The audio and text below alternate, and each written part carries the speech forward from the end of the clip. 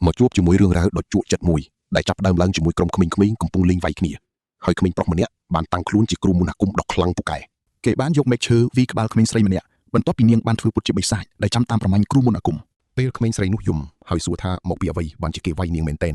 ក្មេងប្រុសនោះគ្រាន់តែឆ្លើយថាបិសាចគឺត្រូវតែចាញ់គ្រូមន្តអាគមជានិច្ចខណៈពេលកំពុងមើលទស្សនវិជ្ជានេះបរិសុទ្ធចំណាស់ម្នាក់ឈ្មោះ Raps បាននិយាយលេងពីធម៌ពលនាពេលព្រឹកព្រលឹមរបស់ក្មេងៗទាំងនោះក្មេងប្រុសនោះបានស្គាល់លោកតាក៏បានសួរគាត់ថា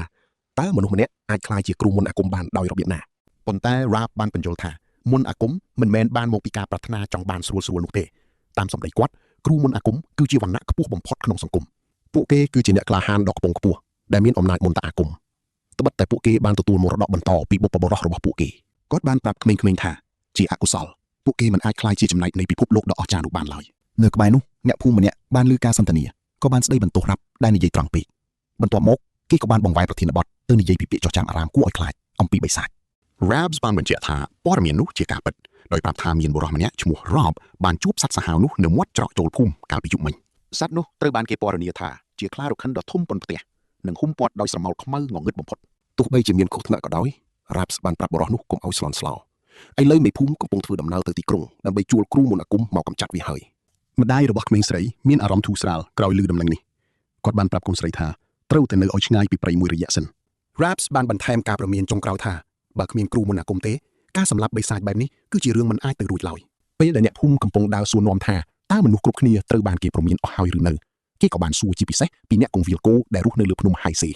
នៅលើភ្នំនោះអ្នកគង្វាលម្នាក់ឈ្មោះ Tran កំពុងដេកសម្រាកនៅក្រោមមេឃដ៏ស្រឡះគេមានអារម្មណ៍ថាជាប់គាំងក្នុងជីវិតដ៏សែនសាំញ៉ាំនិងដដែលបំផុតគេបានគិតថាខ្លួនឯងត្រូវមើលឃើញទេសភាពដដែលជារៀងរាល់ថ្ងៃគេថែមទាំងបារម្ភថាខ្លួនអាចនឹងបាត់បង់សមត្ថភាពនិយាយដោយសារតែការរស់នៅឯកោពេកការគិតរបស់គេត្រូវកាត់ផ្តាច់នៅពេលដែល Raps មកដល់ហើយបានជាប្រមាថគេថាជាក្មេងខ្ជិលច្រអូសដែលឌីកដួលមិនធ្វើការមុនពេលថ្ងៃលិចឋានហាក់ដូចជាមិនខ្វល់ខ្វាយអ្វីឡើយហើយគ្រាន់តែប្រាប់ឲ្យបុរសចំណាស់នោះដើរចេញទៅម្ខាងព្រោះគាត់កំពុងបាំងពន្លឺថ្ងៃរបស់គេដោយសារខឹងនឹងការខ្វះការគោរពរបស់យុវជនម្នាក់នេះ Raps បានសួរថាតើត្រាននៅតែចង់គំនុំរឿងចំនួនចាស់មែនទេត្រានបានបញ្ជាក់រឿងនេះដោយរំលឹកដល់កាលដែលម្ដាយរបស់គេទើបតែចែកឋានទៅហើយ Raps បានព្យាយាមរំអូសយកហ្វូងជាមរបស់គេមកធ្វើជាទ្រព្យសម្បត្តិរួមបន្ទាប់ពីបុរសចំណាស់បានក្រហែមដោយក្តីអៀនខ្មាស់ត្រានបាននិយាយយ៉ាងច្បាស់ថាគេមិនមែនជាមនុស្សចិត្តទូលាយរហូតដល់ថ្នាក់ចែករំលែកមរតកឲ្យគេឡើយគេបានប្រាប់ Raps ថាពួកគេមិនមែនជាមិត្តនឹងគ្នាទេហើយបានប្រាប់គាត់ឲ្យដើរចេញទៅឲ្យឆ្ងាយភ្លាមដោយសារមួម៉ៅនឹងអកប្បកិរិយារបស់អ្នកគង្វាលនេះ Raps បានស្រែកដាក់យុវជននោះប៉ុន្តែគេគ្រាន់តែសម្លឹងមកវិញហើយសួរថាតើមកតាមរំខានគេធ្វើអីឥឡូវអ្នកទាំងអស់គ្នាប្រកាសជាចង់ដឹងហើយថាមានរឿងអ្វីកើតឡើងបន្ទាប់អោះមើលទាំងអស់គ្នាលោកតាក៏ចាប់ផ្ដើមរៀបរាប់ពីបិសាចដ៏ធំមហិមាដែលគេទើបតែប្រទះឃើញវាគឺជាខ្លារខិនដ៏ធំប៉ុនផ្ទះដែលត្រូវបានរកឃើញដំបូងដោយបុរសម្នាក់ឈ្មោះ Rob ខណៈដែល Tran ទទួលដឹងពីភាពធ្ងន់ធ្ងរនៃស្ថានភាពនេះ Raps បែរជាមានការភ្ញាក់ផ្អើលចំពោះភាពមិនចេះខ្លាចរបស់ក្មេងប្រុសម្នាក់នេះទាំងដែលគេកំពុងស្ថិតក្នុងកន្លែងដ៏គ្រោះថ្នាក់បំផុត Raps បានណែនាំឲ្យគេប្រុងប្រយ័ត្នហើយបានប្រាប់ថាមេភូមិកំពុងស្វែងរកជំនួយពីគ្រូមន្តអាគមហើយទោះបីជាបុរសចំណាស់អះអាងថាគាត់មកនេះគឺដោយសារតែការបារម្ភពិតមែនប៉ុន្តែ Tran បែរជាមិនជឿលើភាពស្មោះត្រង់របស់គាត់ឡើយគេបានគិតថា Raps ប្រហែលជាបារម្ភពីសុវត្ថិភាពរបស់ហ្វូងជីមច្រើនជាងបារម្ភពីជីវិតរបស់គេទៅទៀតមុនពេលបុរសចំណាស់ស្រែកម្ដងទៀត Tran ក៏បានជេរគាត់គេបានត្អូញត្អែពីក្លិនមាត់មិនល្អរបស់គាត់ហើយប្រាប់ឲ្យគាត់ចាក់ចេញទៅខណៈដែលគេឈោមើលបុរសចំណាស់នោះដើរចេញទៅទាំងខឹងនៅពេលនៅម្នាក់ឯង Tran ចាប់ផ្ដើមគិតពិចារណាអំពីធម្មជាតិរបស់បិសាចដែលជាសត្វមានអំណាចមន្តអាគមដ៏អាថ៌កំបាំងគេយល់ថាបើមនុស្សមានគ្រូមន្តអាគមនោះពួកសត្វក៏មានបិសាចដែរគេមានអារម្មណ៍រំភើបបន្តិចនៅពេលឮដំណឹងថាគ្រូមន្តអាគមនឹងមកដល់ Tran ចង់ឃើញផ្ទាល់ភ្នែកណាស់ទោះបីជាគេនៅតែមានមន្ទិលសង្ស័យថាតើគ្រូមន្តអាគមដែលជួលដោយមន្ត្រីភូមិតូចតាចបែបនេះនឹងមានសមត្ថភាពខ្លាំងប៉ុណ្ណាទោះបីជាមានការសង្ស័យក៏ដោយក៏គេនៅតែចង់ដឹងចង់ឃើញពីកម្លាំងពិតប្រាកដរបស់ពួកគេដែរការគិតរបស់គេត្រូវបានកាត់ផ្តាច់ភ្លាមនៅពេលដែលគេធំក្លិនឈាមភាយតាមខ្យល់ដោយសារការចង់ដឹងចង់ឃើញគេក៏បានចុះទៅក្នុងព្រៃដើម្បីតាមដានក្លិននោះបន្ទាប់ពីផ្ដោតអារម្មណ៍លើដានហើយដើរចូលជ្រៅទៅក្នុងព្រៃគេក៏បានទប់ជើងឈប់យ៉ាងស្លុតរន្ធត់បំផុតខ្ញុំដឹងថាអ្នកទាំងអស់គ្នាកំពុងគិតអ្វីប៉ុន្តែការពិតគឺរន្ធត់ជាងនេះទៅទៀតនៅលើដីចំពោះមុខគេគឺជាសាកសពរបស់ Raps ដែលត្រូវបានហែកជាបំណែកTran បានកត់សម្គាល់បែបចំអកថាបុរសដែលធ្លាប់ព្រមានគេឲ្យប្រុងប្រយ័ត្នបែរជាខ្លាចជាជនរងគ្រោះដំបងគេទៅវិញនៅពេលមើលការកាប់សម្លាប់ដ៏សាហាវនេះគេដឹងច្បាស់ថាគ្មានសត្វធម្មតាណាអាចធ្វើបែបនេះបានទេវាប្រកាសជាស្នាដៃរបស់បិសាចនោះហើយភ្លាមនោះស្រាប់តែមានដានជើងដ៏ធំមួយបានជន់ដីហើយសត្វដ៏មហិមាមួយក៏បានចេញពីស្រមោលងងឹតខណៈដែលសត្វសាហាវនោះកាន់តែខិតជិតមកដល់ Tran បានសម្លឹងមើលវាចំហើយទីបំផុតក៏ទទួលស្គាល់ថាពាក្យចចាមអារាមដ៏គួរឲ្យខ្លាចនោះគឺជាការពិតទាំងស្រុងទន្ទឹមនឹងនោះ ត្រឡប់ទៅក្នុងភូមិវិញក្មេងប្រុសតូចដែលធ្លាប់លេងវាយគ្នានោះកំពុងសួរឪពុករបស់គេអំពីកម្លាំងរបស់សត្វសាហាវទាំងនោះគេចង់ដឹងថាតើវាជាការពិតទេដែលថាមនុស្សធំមិនអាចតទល់នឹងពួកវាបានតទេសោះ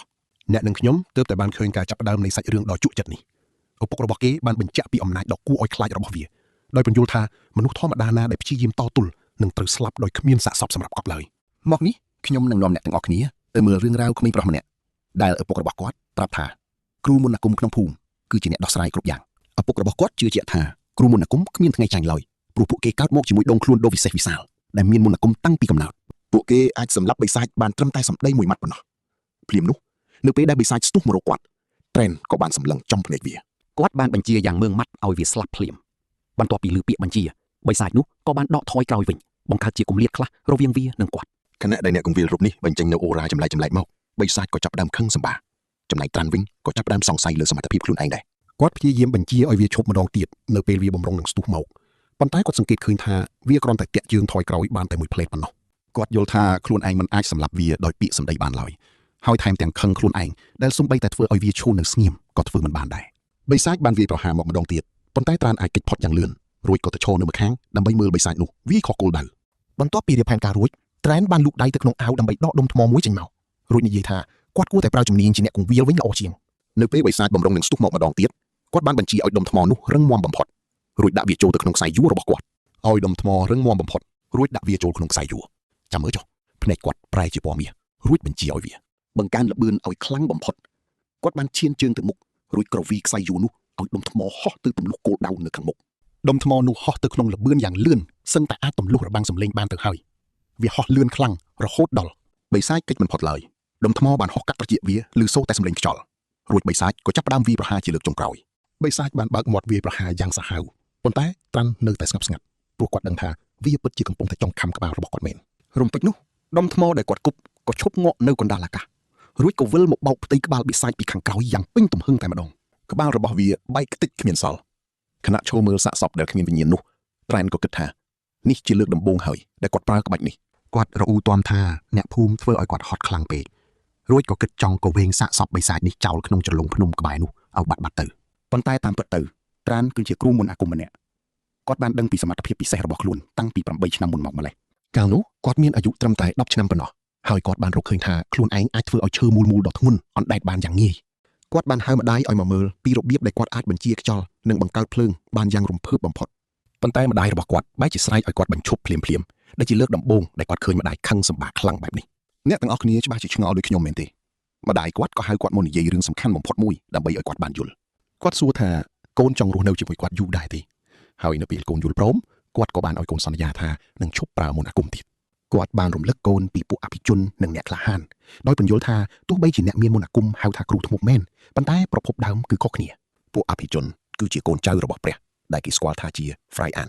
ដែលធ្លាប់បានជួយសង្គ្រោះមនុស្សលោកកាលពីអតីតកាលចំណែកឯអ្នកក្លាហានវិញគឺជាកូនកាត់រវាងពួកអភិជននិងមនុស្សសាមញ្ញប៉ុណ្ណោះក្រោយពីកូនប្រុសយល់រឿងនេះហើយម្ដាយក៏បន្តពន្យល់ពីឋានៈខុសៗគ្នានៅក្នុងសង្គមគ្រូមន្តអាគមឲ្យគាត់បានដឹងអំណាចរបស់គាត់គឺបានមកពីឪពុកដែលជាអ្នកក្លាហានហើយពួកអភិជនអាក្រក់តែងតែធ្វើបាបអ្នកក្លាហានដូចជាទាសករដោយសារតែគ្រោះថ្នាក់នេះហើយទើបគាត់ត្រូវតែលាក់អត្តសញ្ញាណមន្តអាគមរបស់ខ្លួនឯងឲ្យជិតបំផុតតាមដែលអាចធ្វើទៅបាន8ឆ្នាំបានកន្លងផុតទៅហើយត្រាននៅតែរក្សាពាក្យសន្យាដែលបានផ្ដល់ឲ្យម្ដាយរបស់គាត់យ៉ាងខ្ជាប់ខ្ជួនបំផុតគាត់មិនដែលគិតចង់ក្បត់ពាក្យសន្យានោះឡើយហើយក៏មិនចង់បង្ហាញខ្លួនពិតឬចាកចេញពីផ្ទះនៅលើភ្នំរបស់គាត់ដែរប៉ុន្តែភាពស្ងប់ស្ងាត់ត្រូវបានរំខាននៅពេលដែលមានគេមកគោះទ្វារផ្ទះរបស់គាត់យ៉ាងខ្លាំងនិងស្រែកឲ្យគាត់ចេញទៅក្រៅនៅពេលដែលត្រានបើកទ្វារមើលទាំងងងុយគេងគាត់ក៏សួរពួកគេថាតើពិតជាចង់ចោទប្រកាន់គាត់ពីបទសម្លាប់រ៉ាប៊ូសមែនទេពួកអ្នកភូមិខឹងសម្បាយ៉ាងខ្លាំងបានមកចាប់កអាវរបស់គាត់រួចចោទថាគាត់ជាមនុស្សគ្មានសិលធម៌ដែលធ្វើបាបបុរសចំណាស់ម្នាក់ពួកគេនិយាយថាគាត់បានទុកឲ្យបិសាចស៊ីបុរសនោះប៉ុន្តែត្រាននៅស្ងៀមព្រោះដឹងថាគេចង់ទម្លាក់កំហុសឲ្យខ្លួនតែប៉ុណ្ណោះដោយសារតែពួកក្មេងៗក្នុងភូមិខ្លាចមិនហ៊ានតតាំងជាមួយបិសាចពួកគេក៏ជ្រើសរើសយកត្រាន់ជាអ្នកទទួលខុសត្រូវជំនួសពួកគេវិញដើម្បីបំបត្តិភាពខុសពួកគេបានព្យាយាមវាយត្រាន់ប៉ុន្តែគាត់អាចគេចផុតយ៉ាងលឿនរួចគិតពីអត្ថប្រយោជន៍នៃមន្តអាគមគាត់បានបុកក្បាលអ្នកដែលមកវាយនោះហើយក៏នឹកឃើញថាការប្រើអំណាចខ្លាំងពេកនឹងស៊ីធម្មពលម៉ាណាអស់ច្រើននៅពេលដែលមានបរិសម្នាក់ទៀតរត់មកត្រានក៏បានខ្សឹបបញ្ជាឲ្យវាដួលផ្កាប់មុខនឹងដីដោយខ្លួនឯងតែម្ដងគាត់គិតថាខ្លួនឯងមិនចាំបាច់ប្រើមន្តអាគមអ្វីដែលធំដុំដូចជាភ្លើងនោះទេព្រោះវានឹងធ្វើឲ្យមានរឿងវែងឆ្ងាយគាត់គ្រាន់តែប្រើធម្មពលតិចតួចបំផុតដើម្បីគ្រប់គ្រងពួកគេដោយមិនចាំបាច់ឲ្យមានអ្នកណាម្នាក់ត្រូវបាត់បង់ជីវិតឡើយមិនយូរប៉ុន្មានការប្រតាយប្រតបក៏បានបញ្ចប់ ដោយអ្នកភូមិទាំងអស់ដេកដួលរដូករនាលពេញដីយ៉ាងអាម៉ាស់បំផុតការវាយតប់បានបញ្ចប់ដោយអ្នកភូមិទាំងអស់ដេកដួលពេញដីត្រានដែលបានលាក់អត្តសញ្ញាណពិតរបស់ខ្លួនអស់ជិះ10ឆ្នាំបានប្រាប់ពួកគេឲ្យយកកម្លាំងនេះទៅធ្វើបុណ្យសពវិញអ្នកនិងខ្ញុំប្រកាសជាយល់ស្របនឹងគាត់មែនទេអ្នកទាំងអស់គ្នាត្រៀមខ្លួនទៅព្រោះយើងនឹងទៅមើលរឿងភាគបរោះកងវិលជាមលាក់កម្លាំងជាមួយគ្នាត្រានបានដេញពួកអ្នកភូមិឲ្យចេញទៅឲ្យអស់រួចក៏ចូលទៅក្នុងផ្ទះទាំងដឹងថាភាពវឹកវរកំពុងកើតឡើងគាត់បារម្ភថាអ្នកភូមិអាចនឹងបង្កកំហុសពេលជួញដូរនាពេលក្រោយប៉ុន្តែគាត់មានវិធីសាស្ត្រផ្ទាល់ខ្លួនដើម្បីដោះស្រាយវាគ្រាន់តែប្រើកម្លាំងបន្តិចបន្តួចឲ្យពួកគេស្គាល់ដៃនោះពួកគេច្បាស់ជាមិនហ៊ានមកក្បែរគាត់ក្នុងពេលឆាប់ឡើយភ្លាមនោះសំឡេងគូសទ្វារក៏បន្លឺឡើងម្ដងទៀតគាត់ស្មានថាពួកនោះត្រឡប់មកវិញក៏បើកទ្វារជេរមួយទំហឹងតែបែរជាឃើញបុរសចំណាស់ចម្លែកម្នាក់ឈរនៅខាងមុខទៅវិញគាត់បានសុំទោសដែលមករំខានក្នុងគ្រានេះដោយដឹងថាបុរសនេះមិនមែនជាអ្នកភូមិត្រាន់ក៏បានសុំទោសទៅវិញចំពោះទង្វើអសុរោះរបស់ខ្លួនអំបញ្ញមិញគាត់បានបញ្យល់ថាទើបតែដោះស្រាយជាមួយភ្ញៀវដែលមិនស្វាគមន៍មួយចំនួនត្រាន់មានអារម្មណ៍ថាខ្លួនឯងដូចជាឆ្កំឆ្គងបន្តិចគាត់ឆ្ងល់ថាខ្លួនឯងបានប្រើសុជីវធម៌គ្រប់គ្រាន់ឬនៅដូចអ្វីដែលម្ដាយរបស់គាត់ធ្លាប់បានព្រានប្រដៅពីមុនមកវាជារឿងចម្លែកដែលឃើញអ្នកដំណើរស្ពាយដាវនៅក្នុងភូមិដ៏ស្ងប់ស្ងាត់បែបនេះត្រាន់មានបំណងចង់ឲ្យគាត់ទៅរកកន្លែងផ្សេងប៉ុន្តែសំឡេងក្រហមនៃពោះរបស់អ្នកដំណើររូបនេះបានធ្វើឲ្យគាត់ផ្ដួលចិត្តគាត់ក៏បានអញ្ជើញបុរសនោះចូលខាងក្នុងខណៈពេលកំពុងរៀបចំអាហារសាមញ្ញត្រាន់បានសុំទោសដែលមិនមានម្ហូបច្រើនមុខសម្រាប់ទទួលភ្ញៀវម្នាក់នេះប៉ុន្តែអ្នកដំណើររូបនេះបែរជាគិតថាវាជាអាហារដ៏ឆ្ងាញ់ទៅវិញគាត់គិតថាត្រាន់ប្រហែលជាមិនសូវដែលបានជួបអ្នកក្រៅឡើយត្រាន់បានយល់ស្របព្រោះគាត់រស់នៅលើភ្នំនេះតាំងពីតូចក្នុងនាមជាអ្នកគង្វាលជាម្នាក់ប៉ុណ្ណោះគាត់កម្រឃើញអ្នកទេសចរមកលេងភូមិតូចមួយនេះណាអ្នកដំណើររូបនោះហាក់ដូចជាចាប់អារម្មណ៍នឹងរឿងនេះខ្លាំងគាត់សរសើរពីសុជីវធម៌របស់ត្រាន់និងគិតថាម្ដាយឪពុករបស់គេច្បាស់ជាចិញ្ចឹមគេបានយ៉ាងល្អបំផុតត្រាន់នឹកឃើញដល់ម្ដាយដែលបានចែកឋានទៅដោយសារជំងឺកាលពីច្រើនឆ្នាំមុនបុរសចំណាស់ក៏បានសម្ដែងការសោកស្ដាយគាត់ជឿថាម្ដាយរបស់ត្រាន់ពិតជាមានមោទនភាពចំពោះកូនប្រុសម្នាក់នេះហើយកំពុងសម្រាកយ៉ាងស្ងប់សុខបន្ទាប់ពីទទួលទានរួចត្រាន់ក៏បានសួរពីគោលបំណងដែលនាំឲ្យបុរសម្នាក់នេះមកដល់កន្លែងដាច់ស្រយាលនេះអ្នកដំណើរប្រាប់ថាគាត់មកទីនេះដើម្បីដោះស្រាយជាមួយខ្លារខិនបិសាចបន្ទាប់មកគាត់ក៏បានបង្ហើបពីអត្តសញ្ញាណជាគ្រូមន្តអាគមត្រាន់ដឹងភ្លាមថាគាត់គឺជាមនុស្សដែលមេភូមិបានរៀបរាប់ប្រាប់គ្រូមន្តអាគមរូបនោះក៏ចាប់ផ្ដើមសួរសំណួរទៅវិញឥឡូវនេះអ្នកទាំងអស់គ្នាត្រូវផ្ដោតអារម្មណ៍ឲ្យច្បាស់ព្រោះរឿងរ៉ាវកាន់តែអាចកំបាំងលើសពីការស្មានហើយគ្រូមន្តអាគមឆ្ងល់ថាហេតុអ្វីបានជាត្រាន់នៅតែរក្សាភាពស្ងប់ស្ងាត់បានបើទោះជាដឹងថាមានបិសាចនៅក្បែរនេះក៏ដោយក្នុងនាមជាអ្នកគង្វាលជាមដែលងាយរងគ្រោះត្រាន់មើលទៅដូចជាមានភាពក្លាហានខុសពីមនុស្សធម្មតាខ្លាំងណាស់គ្រូមន្តអាគមបានសួរថាតើគេពិតជាអ្នកណាឲ្យប្រកាសសំណួរនេះបានធ្វើឲ្យត្រាន់នឹកឃើញរឿងកាលពីក្មេងគាត់ធ្លាប់សួរម្ដាយថាហេតុអ្វីបានជាត្រូវលាក់អាចកំបាំងរឿងមន្តអាគមម្ដាយរបស់គាត់បានពន្យល់ដោយប្រើការប្រៀបធៀបគាត់ប្រៀបធៀបពួកអភិជនដូចជាអ្នកគង្វាលហើយពួកអ្នកក្លាហានប្រៀបដូចជាសត្វឆ្កែដែលគេចិញ្ចឹមទុកការពារតែប៉ុណ្ណោះទោះបីជាពួកគេបង្ហាញក្តីស្រឡាញ់ប៉ុន្តែពួកគេនឹងមិនរារែកក្នុងការលះបង់យើងដើម្បីផលប្រយោជន៍របស់ពួកគេឡើយម្ដាយគាត់ខ្លាចថាបើគ្រូមន្តអាគមផ្សេងទៀតដឹងពីអំណាចរបស់គេពួកគេនឹងយកគេចេញពីគាត់មិនខានគាត់ចង់ឲ្យកូនមានជីវិតល្អប្រសើរជាងនេះគាត់បានសួរត្រាន់ថាតើចង់នៅក្បែរគាត់រហូតដែរឬទេមែនហើយអ្នកទាំងអស់គ្នាប្រហែលជាគិតដូចខ្ញុំដែរថានេះជាការសម្រេចចិត្តដ៏ពិបាកបំផុតសម្រាប់ក្មេងម្នាក់ដើម្បីលាក់អត្តសញ្ញាណថ្ងៃណាមួយគេអាចនឹងត្រូវបង្ខំចិត្តសម្លាប់មនុស្សត្រាន់គិតដល់រឿងនេះដោយភាពស្ងៀមស្ងាត់ដោយឃើញភាពស្ងប់ស្ងាត់បុរសចំណាស់ក៏សួរនាំបន្តបន្ទាប់មកខីអូរ៉ាន់ក៏សើចដោយក្តីអន្ទះសារបន្តិចបន្តួចគាត់និយាយថាការធ្វើមុខមាំរបស់ត្រាន់បានធ្វើឲ្យការនិយាយលេងសើចរបស់គាត់คล้ายជាភាពឆ្គាំឆ្គងទៅវិញដោយដឹងថាវាគ្រាន់តែជាការលេងសើចត្រាន់ក៏បានសុំទោសតែខីអូរ៉ាន់ថាខ្លួនឯងទេដែលខុសគាត់ទទួលស្គាល់ថាខ្លួនឯងលេងសើចជ្រុលហួសហេតុបន្តិចព្រោះតែឃើញប្រតិកម្មរបស់ត្រាន់គួរឲ្យចាប់អារម្មណ៍ពេកបន្ទាប់ពីដោះស្រាយភាពឆ្គាំឆ្គងរួចមកពួកគេក៏មិនទាន់បានណែនាំខ្លួនឲ្យបានច្បាស់លាស់នៅឡើយទេក្នុងពេលនោះបុរសចំណាស់រូបនោះមានឈ្មោះថាខីអូរ៉ាន់ដែលជាអ្នកដំណើរម្នាក់ត្រាន់ក៏ចាប់ផ្ដើមណែនាំខ្លួនវិញត្រាន់ប្រាប់ថាគេមានអាយុ18ឆ្នាំពេលដឹងថាខីអូរ៉ាន់មានអាយុ75ឆ្នាំត្រាន់ពិតជាភ្ញាក់ផ្អើលគាត់មើលទៅមិនចំណាស់ទាល់ទេសោះខីអូរ៉ាន់បញ្យល់ថាគ្រូមន្តអាគមមានអាយុវែងជាងមនុស្សធម្មតាឆ្ងាយណាស់ដោយសារតែមន្តអាគមជួយឲ្យពួកគេក្មេងជាងវ័យត្រាន់បានសួរនាំពីមូលហេតុដែលគាត់ខ្លាចជាអ្នកដំណើរខីអូរ៉ាន់ប្រាប់ថាបន្ទាប់ពីបម្រើត្រកូលអារ៉ាប៊ីអស់រយៈពេល60ឆ្នាំគាត់ក៏សម្រេចចិត្តចាកចេញមកវិញគាត់ចង់ចំណាយពេលចុងក្រោយនៃជីវិតដើម្បីធ្វើដំណើរដោយសេរីត្រាន់គិតថានេះជារឿងដ៏អស្ចារ្យបំផុតមួយពួកគេបានជជែកគ្នាយ៉ាងសប្បាយរីករាយត្រាន់មិនដែលដឹងទេថាការនិយាយជាមួយមនុស្សល្អគឺសប្បាយបែបនេះហើយរឿងរ៉ាវនៅយប់នេះក៏បានបញ្ចប់ទៅជាមួយពន្លឺព្រះអាទិត្យចាំមើលថាតើនឹងមានរឿងអ្វីកើតឡើងបន្តទៀតមកតាមដានជាមួយខ្ញុំថាតើគ្រូមន្តអាគមម្នាក់នេះជាមនុស្សបែបណាពេលថ្ងៃរះខៀវរ៉ានក៏ហុចប្រាក់អារ៉ាប់មួយកាក់ឲ្យត្រែនដោយប្រាប់ថាវាជាប្រាក់សុទ្ធវាមានតម្លៃលើសពីថ្លៃបាយដែលគាត់បានញ៉ាំទៅទៀតត្រែនក៏ទទួលយកប្រាក់នោះដោយក្តីរីករាយនិងបានជូនពរឲ្យគ្រូមន្តអាគមរូបនេះបបបាញ់បានជោគជ័យខៀវរ៉ានប្រាប់ក្មេងប្រុសនោះថាកុំធ្វើដូចជាពួកគេមិនបានជួបគ្នាទៀតអីពួកគាត់ប្រហែលជាមកទីនេះពីរបីដងទៀតមុននឹងចាក់ចេញទៅបាត់នៅថ្ងៃដដែលនោះដល់ពេលដែលត្រូវលេងជាមឲ្យស៊ីស្មៅហើយ ត្រាន់ក៏បានដើរចេញទៅកាន់វាលស្មៅជាមួយហ្វូងសត្វរបស់គេបានបញ្ជាឲ្យហ្វូងសត្វទាំងអស់មកជួបជុំគ្នាហើយភ្លាមនោះពួកវាក៏ងាកមកមើលគេរួចចាប់ដើមដើរសម្ដៅទៅរកត្រាន់តែម្ដងពេលកំពុងដើរគេក៏នឹកឃើញថាគីអូរ៉ាន់គឺជាគ្រូមន្តអាគមដំបូងគេបង្អស់ដែលគេធ្លាប់បានជួបក្នុងជីវិតរបស់គេឆ្ងល់ថាតើវាមានរយៈពេលប៉ុន្មានមកហើយដែលគេមិនបាននិយាយគ្នាដោយមានអារម្មណ៍ថាសាមញ្ញនិងងាយស្រួលបែបនេះសម្ដីដែលពោពេញដោយភាពកំប្លុកកំប្លែងនិងភាពកក់ក្ដៅរបស់គីអូរ៉ាន់គឺល្អជាងមនុស្សពេញវ័យណាដែលគេធ្លាប់ស្គាល់ក្នុងជីវិតគេជឿជាក់ថាគីអូរ៉ាន់គឺជាមនុស្សល្អម្នាក់ជាពិសេសគឺនៅពេលដែលគ្រូមន្តអាគមម្នាក់នោះបានត្រឡប់មកវិញជាមួយសាកសពឆ្កែព្រៃមួយក្បាលមុនពេលជួបគ្នាត្រានតែងតែគិតថាពួកអ្នកក្លាហានគឺគ្មានបេះដូងឡើយហើយគ្រាន់តែជាសំណក់សម្រាប់បរិបាញ់ដែលបម្រើពួកអភិជនប៉ុណ្ណោះគេក៏ឆ្ងល់ដែរថាតើគួរប្រាប់គីអូរ៉ាន់យ៉ាងម៉េចទៅបើនៅលើកូនភ្នំហ៊ីសារ៉ាល់នេះលែងមានបិសាចសំបីតែមួយក្បាលទៅហើយនោះក្នុងពេលជាមួយគ្នានោះគីអូរ៉ាន់កំពុងតែធ្វើដំណើរក្នុងព្រៃហើយគាត់មានអារម្មណ៍ថាបរិយាកាសនៅជុំវិញនោះហាក់ដូចជាមានអ្វីមួយយ៉ាងមិនប្រក្រតីសោះទោះបីជាគាត់បានឃើញកន្លែងដែលមានការប្រយុទ្ធគ្នាយ៉ាងខ្លាំងក្លាក៏ដោយក៏គាត់មិនអាចចាប់យកវត្តមានរបស់បិសាចនៅក្បែរនោះបានឡើយការងឿងឆ្ងល់របស់គាត់កាន់តែខ្លាំងនៅពេលដែលគាត់ឃើញដុំថ្មតូចមួយចេញពីខ្សែយុទ្ធបានកប់យ៉ាងជ្រៅទៅក្នុងដើមឈើគាត់សង្ស័យថាប្រហែលជាមានអ្នកមកបោបាញ់បិសាចនោះមុនគាត់ឬក៏មេភូមិបានជួលគ្រូមន្តអាគមម្នាក់ទៀតប៉ុន្តែគាត់ក៏ធូរចិត្តខ្លះដែរតែសូមប្រយ័ត្នព្រោះរឿងរ៉ាវចាប់ផ្ដើមកាន់តែតានតឹងហើយគីរ៉នស្រាប់តែមានអារម្មណ៍ថាមានអ្វីមួយយ៉ាងក៏ងាកទៅឃើញបិសាចដែលមានមុខមាត់គួរឲ្យខ្លាចបំផុតនៅពេលដែលសត្វដ៏ចម្លែកនោះស្រែកយ៉ាងខ្លាំងគួរឲ្យរន្ធត់គីរ៉ាន់ក៏បានដឹងភ្លាមថា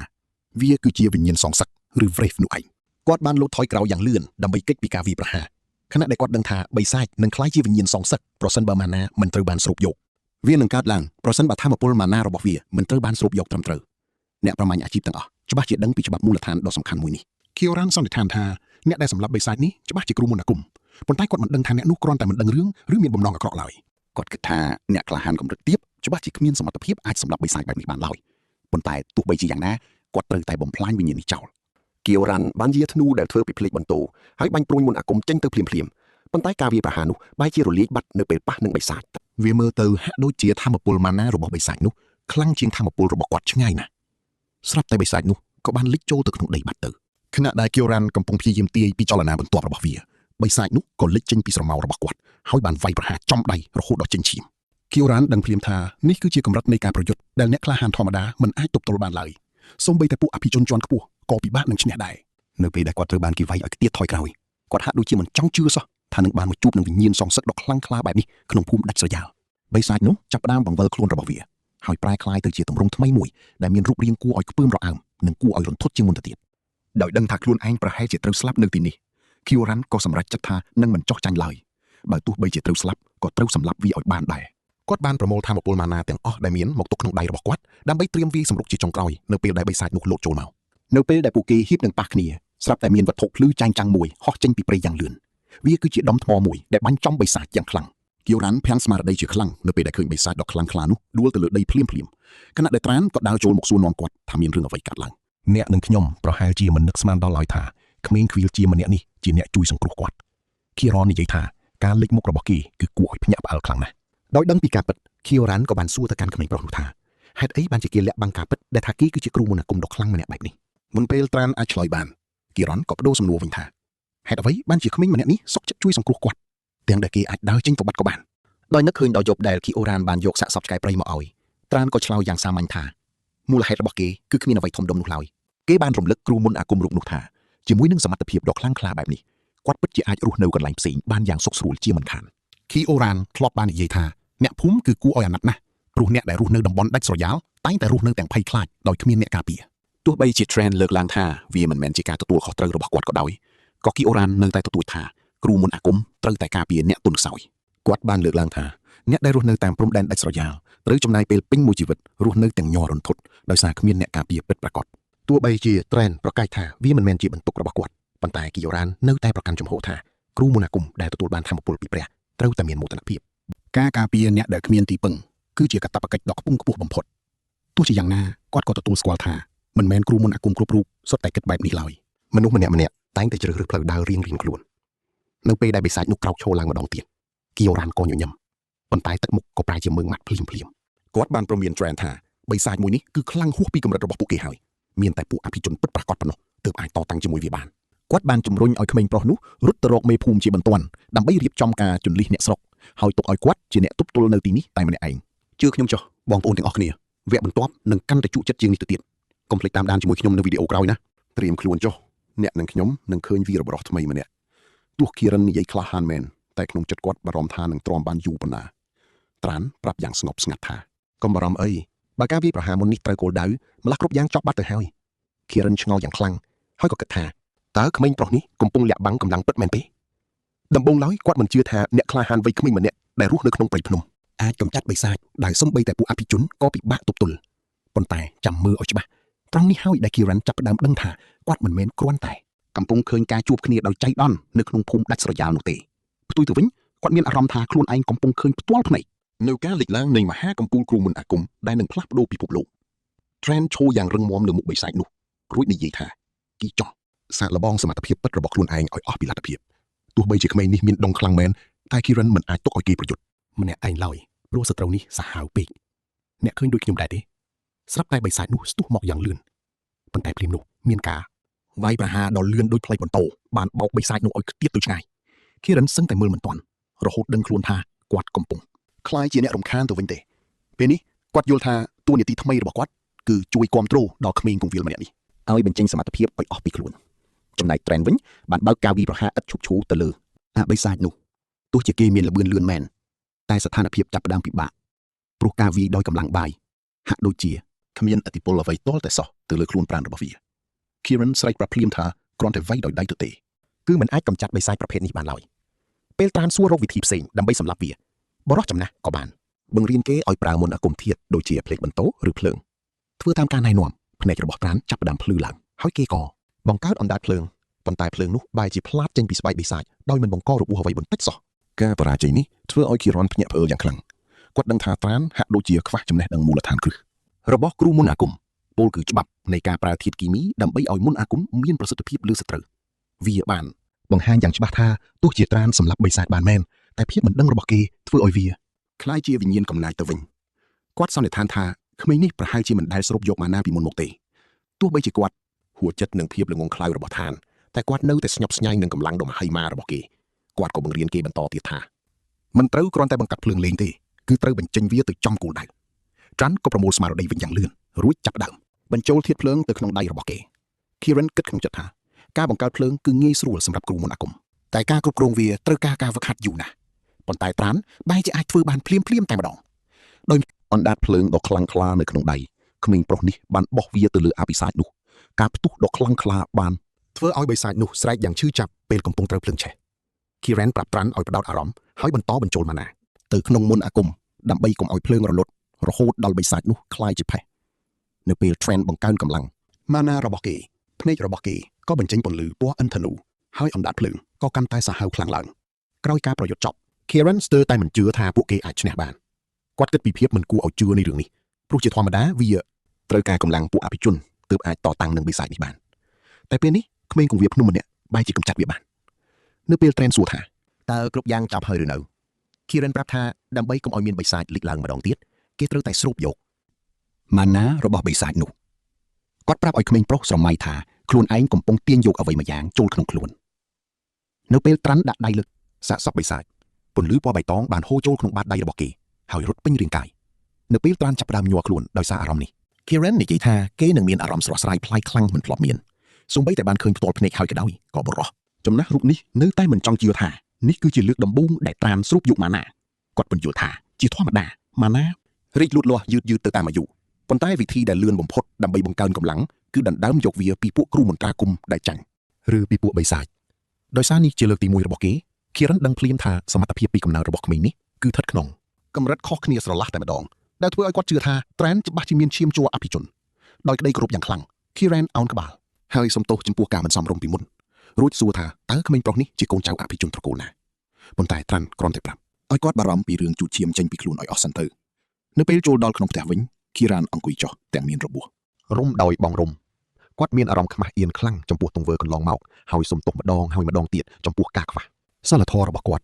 ់សម្រាប់គាត់វាមិនសមទាល់តែសោះដែលទុកឲ្យមនុស្សសំខាន់ដូចជាត្រានមកបម្រើគាត់បែបនេះប៉ុន្តែត្រានបានបដិសេធរឿងនេះភ្លាមរួចរំលឹកបុរសចំណាស់ថាគេមិនមែនជាមនុស្សវិសេសវិសាលអ្វីឡើយគេពន្យល់ថាគេគ្រាន់តែជាក្មេងគង្វាលម្នាក់ដែលសូម្បីតែឪពុកបង្កើតខ្លួនឯងជានរណាក៏មិនដឹងផងត្រែនមើលមុខគាត់យ៉ាងមាំរួចប្រាប់ឲ្យឈប់ប្រើពាក្យគួរសមពេកជាមួយគេទៀតទៅហើយ Kieran ក៏យល់ព្រមប៉ុន្តែអ្នកនឹងខ្ញុំប្រកាសជាឆ្ងល់ដូចគ្នាថាហេតុអ្វីបានជា តើគ្រូមន្តអាគមខ្លាំងពូកែបែបនេះហេតុអ្វីសុកចិត្តមកខ្វៀវជាមទៅវិញចូលមកមើលជាមួយខ្ញុំនៅរឿងរ៉ាវដ៏អស្ចារ្យរបស់ក្មេងម្នាក់នេះដែលមានថាមពលលាក់កំបាំងមហាអស្ចារ្យគាត់បញ្ជាក់ថាការងារនេះមើលទៅមិនសមនឹងថាមពលរបស់ Tran ឡើយរីឯ Tran ក៏បានបង្ហើបថាគេគ្រាន់តែចង់បំពេញតាមបំណងចុងក្រោយរបស់ម្ដាយគេតែប៉ុណ្ណោះនៅពេលដែលគីអូរ៉ាន់សួររកព័ត៌មានលម្អិត Tran ក៏បានរៀបរាប់ពីភាពខូខើរបស់ពួកអភិជនដែលរស់នៅតំបន់ជើងភ្នំឲ្យគាត់បានដឹងពីការពិតដ៏ខ្មៅងងឹតគេបានបញ្យល់ថាប្រសិនបើអត្តសញ្ញាណពិតរបស់គេត្រូវបានគេដឹងពួកអ្នកមានអំណាចប្រកាសជាមកជិះជាន់និងប្រើប្រាស់រូបគេរួចបោះបង់គេចោលដូចសម្រាមជាមិនខានជាជាងការគិតថាម្ដាយរបស់គេបារម្ភជ្រុលពេកគីអូរ៉ាន់បែរជានិយាយថាម្ដាយរបស់គេពិតជាឆ្លៀសវៃណាស់ដែលធ្វើឲ្យ Tran មានការភ្ញាក់ផ្អើលជាខ្លាំងចំពោះពាក្យសម្ដីមួយនេះគីអូរ៉ាន់បានទទួលស្គាល់ថាការភ័យខ្លាចរបស់ម្ដាយគេគឺពិតជាមានមូលដ្ឋានត្រឹមត្រូវ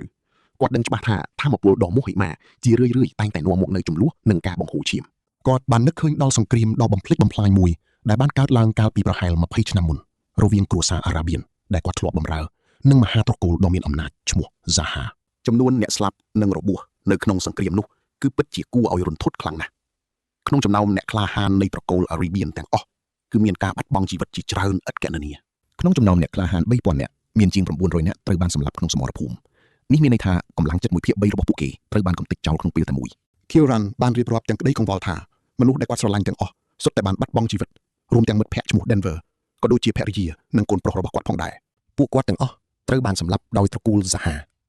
គាត់យល់ស្របថាជីវិតរបស់អ្នកក្លាហានជារឿយៗអាចបញ្ចប់ទៅយ៉ាងអាសោចនិងគ្មានន័យបំផុតបើធៀបនឹងរាជសាមញ្ញទោះជាយ៉ាងណាក៏ដោយ Kieran បានចង្អុលបង្ហាញពីចំណុចខ្វះខាតមួយក្នុងគំនិតរបស់ម្ដាយគេគាត់គិតថាគាត់បានមើលស្រាលសមត្ថភាពនិងទេពកោសល្យពិតប្រាកដរបស់ Tran ខ្លាំងពេកទោះបីជាគាត់មានអារម្មណ៍អៀនខ្មាស់ក្នុងការនិយាយដោយសារតែរបួសបច្ចុប្បន្នរបស់គាត់ក៏ដោយក៏ Kieran នៅតែចាត់ទុកខ្លួនឯងថាជាអ្នកក្លាហានម្នាក់ដែលមានសមត្ថភាពខ្ពស់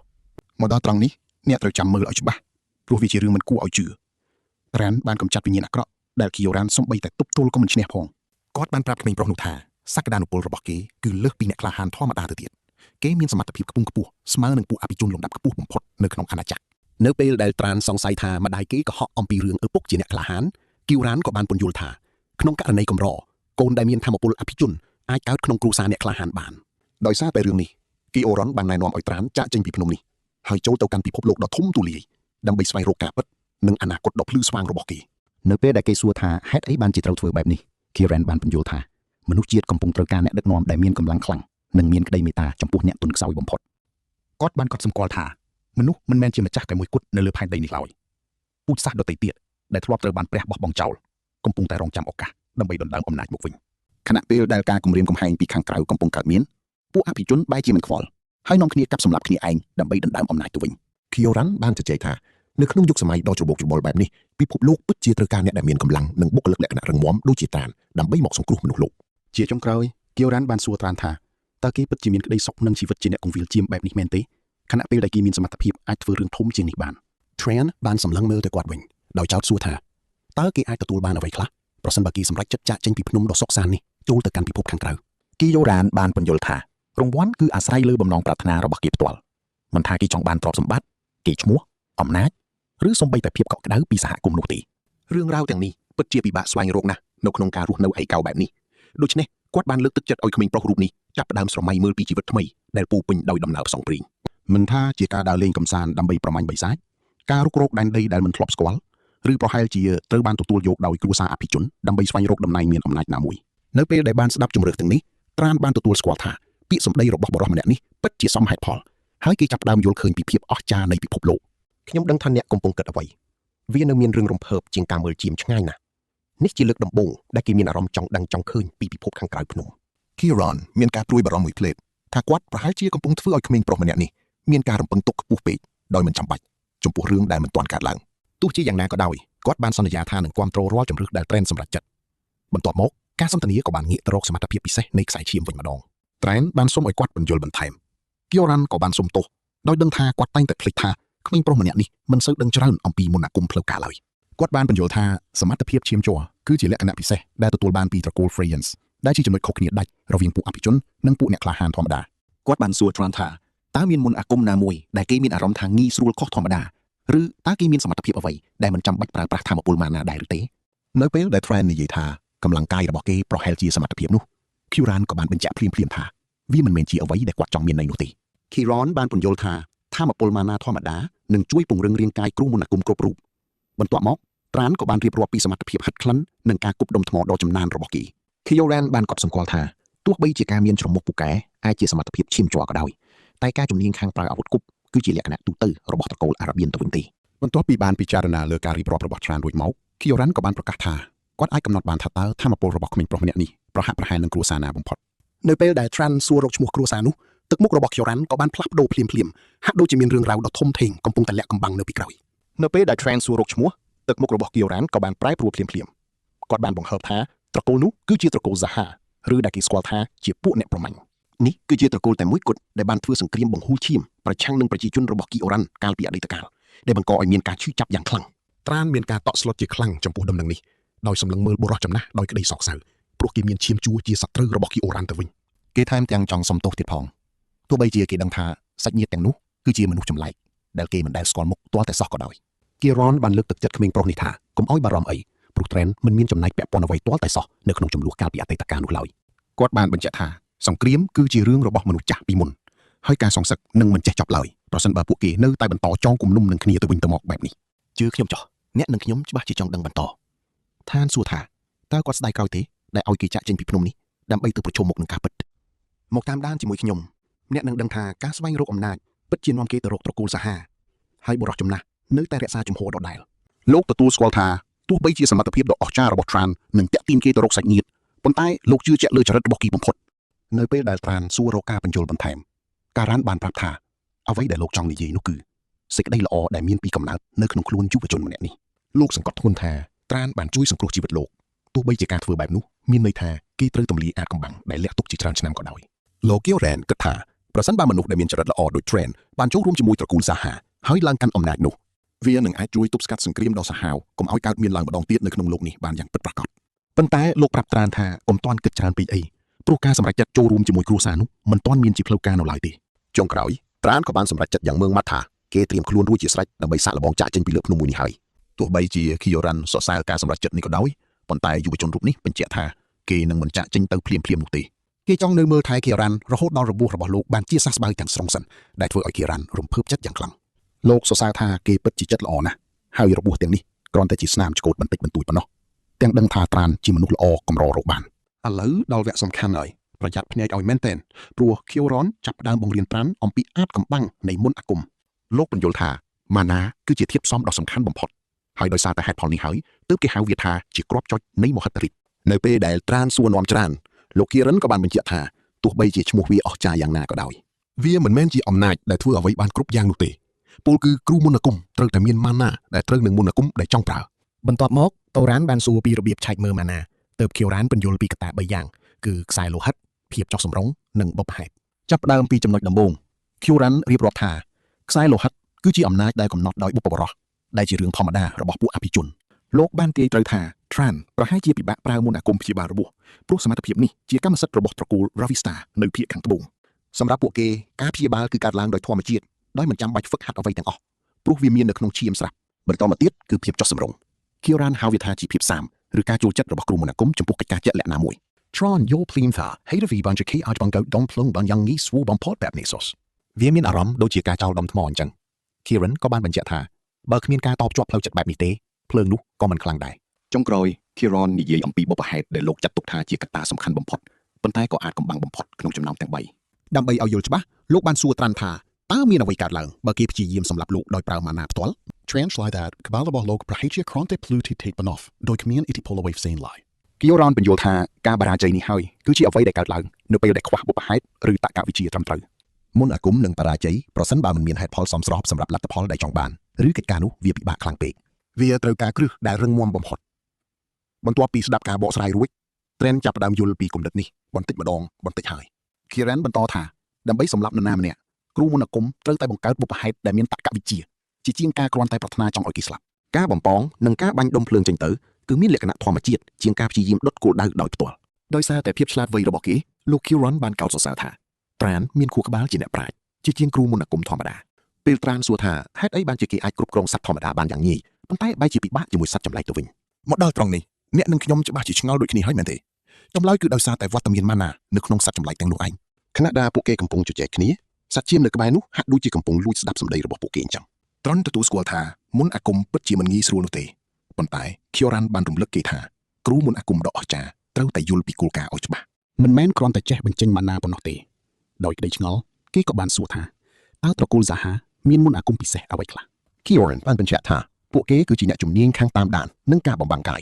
ហើយលោកបានប្រាប់ឲ្យ Tron សាកល្បងវាបន្តិចទៅ Tran ក៏បានយល់ព្រមរួចបិទភ្នែកហើយផ្ដោតអារម្មណ៍យ៉ាងខ្លាំងលើការបាត់ខ្លួនដើម្បីកុំឲ្យនរណាម្នាក់ដឹងសូម្បីតែបន្តិចនៅពេលដែលគេប្រាថ្នាចង់ឲ្យក្លិននិងសម្លេងបាត់ទៅរូបរាងរបស់គេក៏ចាប់ផ្ដើមរលាយបាត់ពីមុខតែម្ដង Kioran ស្រឡាំងកាំងយ៉ាងខ្លាំងពេលឃើញកន្លែងដែលធ្លាប់មានមនុស្សបែរជាទទេស្អាតហើយបច្ចេកទេសនេះគឺជោគជ័យឥតខ្ចោះតែម្ដងទោះបីជាមានការចាប់អារម្មណ៍យ៉ាងណាក៏ដោយប៉ុន្តែលោកមានអារម្មណ៍សោកសៅបន្តិចនៅពេលឃើញបន្ទប់ដ៏នៅទទេបែបនេះនៅពេលដែលត្រានបង្ហាញខ្លួនឡើងវិញលោកកូរ៉ានសារភាពថាវាពិតជាយូរណាស់មកហើយដែលលោកមិនបានឃើញអំណាចនេះលោកបានរំលឹកថាកាលពីសម័យសង្គ្រាមពួកទាហាន Arabian Nights ខ្លាចអំណាចបំបាំងកាយនេះជាងអ្វីទាំងអស់ទោះបីជាត្រានមានអារម្មណ៍ថាអំណាចនេះខ្លាំងហួសហេតុប៉ុន្តែគីវរ៉ានបញ្ជាក់ថាវាមិនអាចឈ្នះនោះទេហើយលោកនឹងបង្រៀនគេបន្ថែមលោកក៏បានផ្ដល់ការហ្វឹកហាត់ត្រឹមត្រូវដល់គេហើយជឿខ្ញុំចោះអ្នកនិងខ្ញុំទើបតែបានឃើញការចាប់ផ្ដើមនៃរឿងព្រេងថ្មីដ៏អស្ចារ្យបំផុតមកមើលទាំងអស់គ្នាតើវាបរោះយើងដោះស្រាយរឿងនេះយ៉ាងម៉េចបន្ទាប់ពី Kieran រំលឹកថា Tran បានជួយសង្គ្រោះជីវិតគាត់ហើយថែមទាំងជួយព្យាបាលរបួសឲ្យទៀតផងដែលធ្វើឲ្យគាត់ជឿជាក់លើទឹកចិត្តរបស់យុវជនម្នាក់នេះយ៉ាងខ្លាំងក្រោយមកក៏មានបុរសក្បាលទំពេចម្នាក់ដើរមកក្បែរ Tran ទាំងភ្ញាក់ផ្អើលដែលឃើញគេលក់ហ្វូងជៀមហើយចាក់ចេញពីតំបន់នោះគាត់បានសួរទាំងកំហឹងថាអ្នកណានឹងមើលថែជៀមទាំងនេះហើយត្អូញត្អែថា Tran មិនគួរសម្រេចចិត្តបែបនេះដោយមិនបានសួរនាំអ្នកភូមិទាល់តែសោះប៉ុន្តែ Tran នៅតែរក្សាជំហរដាច់ខាតដោយប្រាប់អ្នកភូមិឲ្យរកអ្នកគង្វាលថ្មីដោយខ្លួនឯងទៅគេបានបញ្ជាក់ច្បាស់ថាអ្វីដែលគេធ្វើជាមួយទ្រព្យសម្បត្តិរបស់ខ្លួនឯងគឺជាសិទ្ធិផ្ដាច់មុខរបស់គេម្នាក់ឯងប៉ុណ្ណោះដោយគេយល់ព្រមលក់ក្នុងតម្លៃសមរម្យឬគ្រាន់តែលេងពួកវាចោលគេបានព្រមានទៀតថាប្រសិនបើគេលេងពួកវាចោលអ្នកភូមិនឹងពិបាកក្នុងការដេញចាប់សត្វទាំងនោះមកវិញដោយខ្លួនឯងមិនខានមេភូមិដឹងច្បាស់ថា Tran គឺជាមនុស្សដែលនិយាយម៉ាត់ណាគឺម៉ាត់នឹងហើយការធ្វើឲ្យគេខឹងគឺជាកំហុសដ៏ធំមួយទើបគាត់ព្រមដកថយហើយប្រាប់ Tran ឲ្យធ្វើតាមចិត្តចោះរួចក៏ហុចថងប្រាក់ថ្លៃទិញដូរឲ្យនៅពេល Tran និង Kioran ចាប់ដើមធ្វើដំណើរចេញពីភ្នំ Tran ក៏កត់សម្គាល់ឃើញថាអ្នកភូមិនៅមិនទាន់បានផ្ដល់ប្រាក់កម្រៃឲ្យ Kioran សម្រាប់ការជួយរបស់គាត់នៅឡើយទេទើបគេចង់ត្រឡប់ទៅទារប្រាក់ដែលនៅជំពាក់នោះវិញប៉ុន្តែ Kioran បានបដិសេធមិនយកប្រាក់កម្រៃនោះឡើយដោយបញ្ជាក់ថា Tran គឺជាអ្នកដែលបានកម្ចាត់បិសាចនោះពិតប្រាកដដូច្នេះគាត់មិនចង់យកមុខមាត់ឬប្រាក់កម្រៃអ្វីទាំងអស់ដោយយល់ព្រមតាមនេះ Tran ដឹងថាពួកគេបានមកដល់ចំណុចដែលត្រូវបែកផ្លូវគ្នាហើយ Kioran បានសុំទោសដែលមិនអាចបន្តដំណើរទៅមុខជាមួយគ្នាឆ្ងាយជាងនេះដោយគាត់ប្រាប់ថាគាត់មានអារម្មណ៍ផាសុកភាពជាងពេលធ្វើដំណើរម្នាក់ឯងជាការឆ្លើយតប Tran ក៏បានអរគុណចំពោះអ្វីៗគ្រប់យ៉ាងហើយសង្ឃឹមថាពួកគេនឹងបានជួបគ្នាម្ដងទៀតក្នុងកលៈទេសៈល្អណាមួយអស់រយៈពេលយ៉ាងយូរ Tran បានឈរមើលស្រមោលបុរសចំណាស់ម្នាក់នោះដែលកាន់តែឃ្លាតឆ្ងាយទៅតើពេលនោះហើយដែលគេយល់កាន់តែច្បាស់ថាហេតុអីបានជាគេចង់ឲ្យ Kioran ឈប់ប្រើពាក្យគួរសមពេកដាក់គេទោះបីជាគេមិនដែលខ្វះក្តីស្រឡាញ់ពីម្ដាយក៏ដោយតែគេដឹងថាខ្លួនឯងកំពុងប្រាថ្នាចង់បានវត្តមានឪពុកដែលជាគំរូដ៏ល្អនិងបង្ហាញឲ្យឃើញពីភាពជាបុរសដែលគេគួរតែធ្វើតាមក្នុងពេលបន្តដំណើរទៅមុខ Tran បានធ្វើដំណើរចូលជ្រៅទៅក្នុងវាលខ្សាច់ហើយឆ្លងកាត់ច្រកភ្នំដ៏ធំមួយនៅចាំអត់មើលជាមួយខ្ញុំព្រោះនៅពេលគេកំពុងសម្លឹងមើលទៅខាងមុខគេក៏ស្រាប់តែប្រទះឃើញក្រុមមនុស្សមួយក្រុមនៅពីចម្ងាយដោយស្មានថាពួកគេប្រហែលជាក្រុមអាជីវករធ្វើដំណើរចល័តរវាងភូមិគេក៏មានអារម្មណ៍ធូរស្រាលព្រោះគិតថាអាចសួរផ្លូវបានលុះពេលទៅដល់បុរសម្នាក់បានសួរទាំងកំហុសថាតើគេជាអ្នកណាហ៊ានមកដើរពាំងផ្លូវពួកគេបែបនេះ Tran បានបញ្យល់ថាគេគ្រាន់តែជាអ្នកធ្វើដំណើរម្នាក់ឯងនិងបានសួររកផ្លូវទៅកាន់ទីក្រុងដែលនៅជិតបំផុតដោយសុភាពពួកគេក៏បានប្រាប់ថាបើគេដើរតាមផ្លូវដែលពួកគេទើបតែមកពីនោះគេនឹងទៅដល់ទីក្រុងមួយឈ្មោះថាញួរមិនខានប៉ុន្តែនៅពេល Tran អរគុណរួចរៀបនឹងចាក់ចេញបុរសម្នាក់ក្នុងចំណោមនោះក៏បញ្ជាឲ្យគេឈប់គេបានសួរទាំងឌឺដងថាតើក្មេងប្រុសម្នាក់នេះពិតជាគិតចង់ចាក់ចេញទៅវិញទទេបន្ទាប់ពីទទួលបានជំនួយមែនទេនៅពេល Tran សួរពីអត្ថន័យនោះបុរសនោះបានបញ្ជាក់ថាត្រូវតែមានអ្វីមួយដោះដូរសម្រាប់ព័ត៌មាននេះរំពេចនោះពួកគេក៏បានដកដាវចេញហើយបញ្ជាឲ្យគេហុចថង់សំពីមកឲ្យនៅពេល Tran សួរថាពួកគេជាក្រុមចៅមែនទេមេក្រុមនោះក៏តបវិញថាចុះបើមែនតើឯងចង់ធ្វើអីគេបានប្រាប់ Tran ទៀតថានៅក្នុងទីវាលដាច់ស្រយាលបែបនេះគ្មានអ្នកណាចាប់អារម្មណ៍ឡើយបើមានមនុស្សម្នាក់បាត់ខ្លួនទៅនោះគេក៏ភ្ជង់ដាវទម្រង់ទៅរកយុវជននោះហើយប្រាប់ឲ្យហុចអាវធំនិងថង់សំពាយឲ្យពួកគេដោយសម្រួលទៅកុំឲ្យដល់ថ្នាក់ត្រូវសម្លាប់ប្លន់យករបស់អី Tran ក៏ដឹងភ្លាមថាគេកំពុងប្រឈមមុខនឹងពួកឃាតករហើយប៉ុន្តែជំនួសឲ្យការភ័យខ្លាចគេបែរជានឹកឃើញដល់ការវឹកហាត់ជាមួយ Kioran ទៅវិញដោយរំលឹកឡើងវិញនៅរាល់ដំបូន្មានដែលបុរសចំណាស់ធ្លាប់បានផ្ដល់ឲ្យគេកន្លងមកគេក៏សម្រេចចិត្តប្រើពួកចៅទាំងនេះដើម្បីជាការអនុវត្តជំនាញរបស់ខ្លួនតែម្ដងរឿងនេះបានធ្វើឲ្យពួកចៅទាំងនោះផ្ទុះសំណើចយ៉ាងខ្លាំងនិងឌឺដងឲ្យគេដែលនិយាយហាក់ដូចជាខ្លួនឯងគឺជាគ្រូមន្តអាគមដ៏ខ្លាំងពូកែម្នាក់អញ្ចឹងជាការឆ្លើយតបត្រៀនក៏រុញអ្នកទាំងអស់គ្នាច្បាស់ជាមិនជឿទេមើលទៅនេះទៅគេបានបញ្ចេញខ្យល់យ៉ាងខ្លាំង ដែលធ្វើឲ្យពួកចៅខ្ទាតឡើងលើអាកាសតែម្ដងគេបានកត់សម្គាល់ថាការបង្កើនកម្លាំងនិងការគ្រប់គ្រងខ្យល់ដោយដៃផ្ទាល់គឺប្រើប្រាស់ម៉ាណាតិចជាងការបង្កើតវាពីភាពទតីស្អាតគេពិតជាភ្ញាក់ផ្អើលដែលម៉ាណាត្រឹមបន្តិចបន្តួចអាចបង្កើតការវាយប្រហារដ៏ខ្លាំងក្លាបែបនេះដែលធ្វើឲ្យពួកចៅវង្វេងវង្វាន់និងស្លន់ស្លោជាខ្លាំងចំពោះការវាយប្រហារមុនអាគមភ្លាមៗនេះបន្ទាប់មកត្រានបានទាញទឹកចេញពីថង់របស់គេរួចចាប់ផ្ដើមកែច្នៃវាឲ្យទៅជាគ្រីស្តាល់ដ៏មុតស្រួចនៅពេលគ្រាប់ទឹកកកកាន់តែច្រើនឡើងបានបង្កើតនៅជុំវិញខ្លួនគេពួកចៅក៏ដឹងថាពួកគេបានមើលស្រាលមនុស្សខុសហើយបុរសម្នាក់បានស្លាប់ភ្លាមនៅពេលដែលគ្រីស្តាល់ទាំងនោះបានចាក់ទម្លុះខ្លួនគេទោះបីជាជោគជ័យតែត្រាននៅតែរិះគន់មុនអាគមខ្លួនឯងគេយល់ថាទោះបីជាមុនអាគមនេះស័ក្តិសមសម្រាប់កន្លែងសម្បូរទឹកក៏ដោយតែបើគ្រាន់តែប្រើដង្ហក់បាញ់ថ្មវិញគឺហាក់ដូចជាលឿននិងមានឥទ្ធិពលជាងនេះទៅទៀតពួកចៅដែលកំពុងភ័យខ្លាចបានសុំក្តីមេត្តាដោយអះអាងថាពួកគេនឹងមិនវាយប្រហារឡើយប្រសិនបើដឹងថាគេជាគ្រូមុនអាគមប៉ុន្តែនេះគ្រាន់តែជាល្បិចបំបាយអារម្មណ៍ប៉ុណ្ណោះក្នុងពេលដែលមេក្រុមរបស់ពួកគេកំពុងនិយាយពួកចៅដែលនៅសល់បានព្យាយាមលួចចូលមកក្បែរត្រានពីខាងក្រោយដឹងតន់ល្បិចនេះត្រេនក៏បានជន់ដីយ៉ាងខ្លាំងបង្កើតជាសសរខ្សាច់ផ្ទុះឡើងពីខាងក្រោមពួកអ្នកលួចឆ្មក់ទាំងនោះរហូតមេក្រុមវាឈោភាំងតែម្ដងចាំមើលណាអ្នកទាំងអស់គ្នាត្រានកំពុងធ្វើឲ្យមេក្រុមចៅម្នាក់នេះភ័យខ្លាំងបំផុតក្រោយពេលឃើញកូនចៅខ្លួនឯងត្រូវដីលេបបាត់មេក្រុមចៅដែលកំពុងអស់សង្ឃឹមរូបនេះបានសន្យាថានឹងឆ្លើយគ្រប់យ៉ាងក្មេងប្រុសរូបនេះចង់ដឹងថាហេតុអ្វីបានជាពួកគេហ៊ានវាយប្រហារដោយមិនចេះគិតបែបនេះព្រោះអ្នកធ្វើដំណើរតែម្នាក់ឯងអាចជាគ្រូមុនអាគមដ៏គ្រោះថ្នាក់បំផុត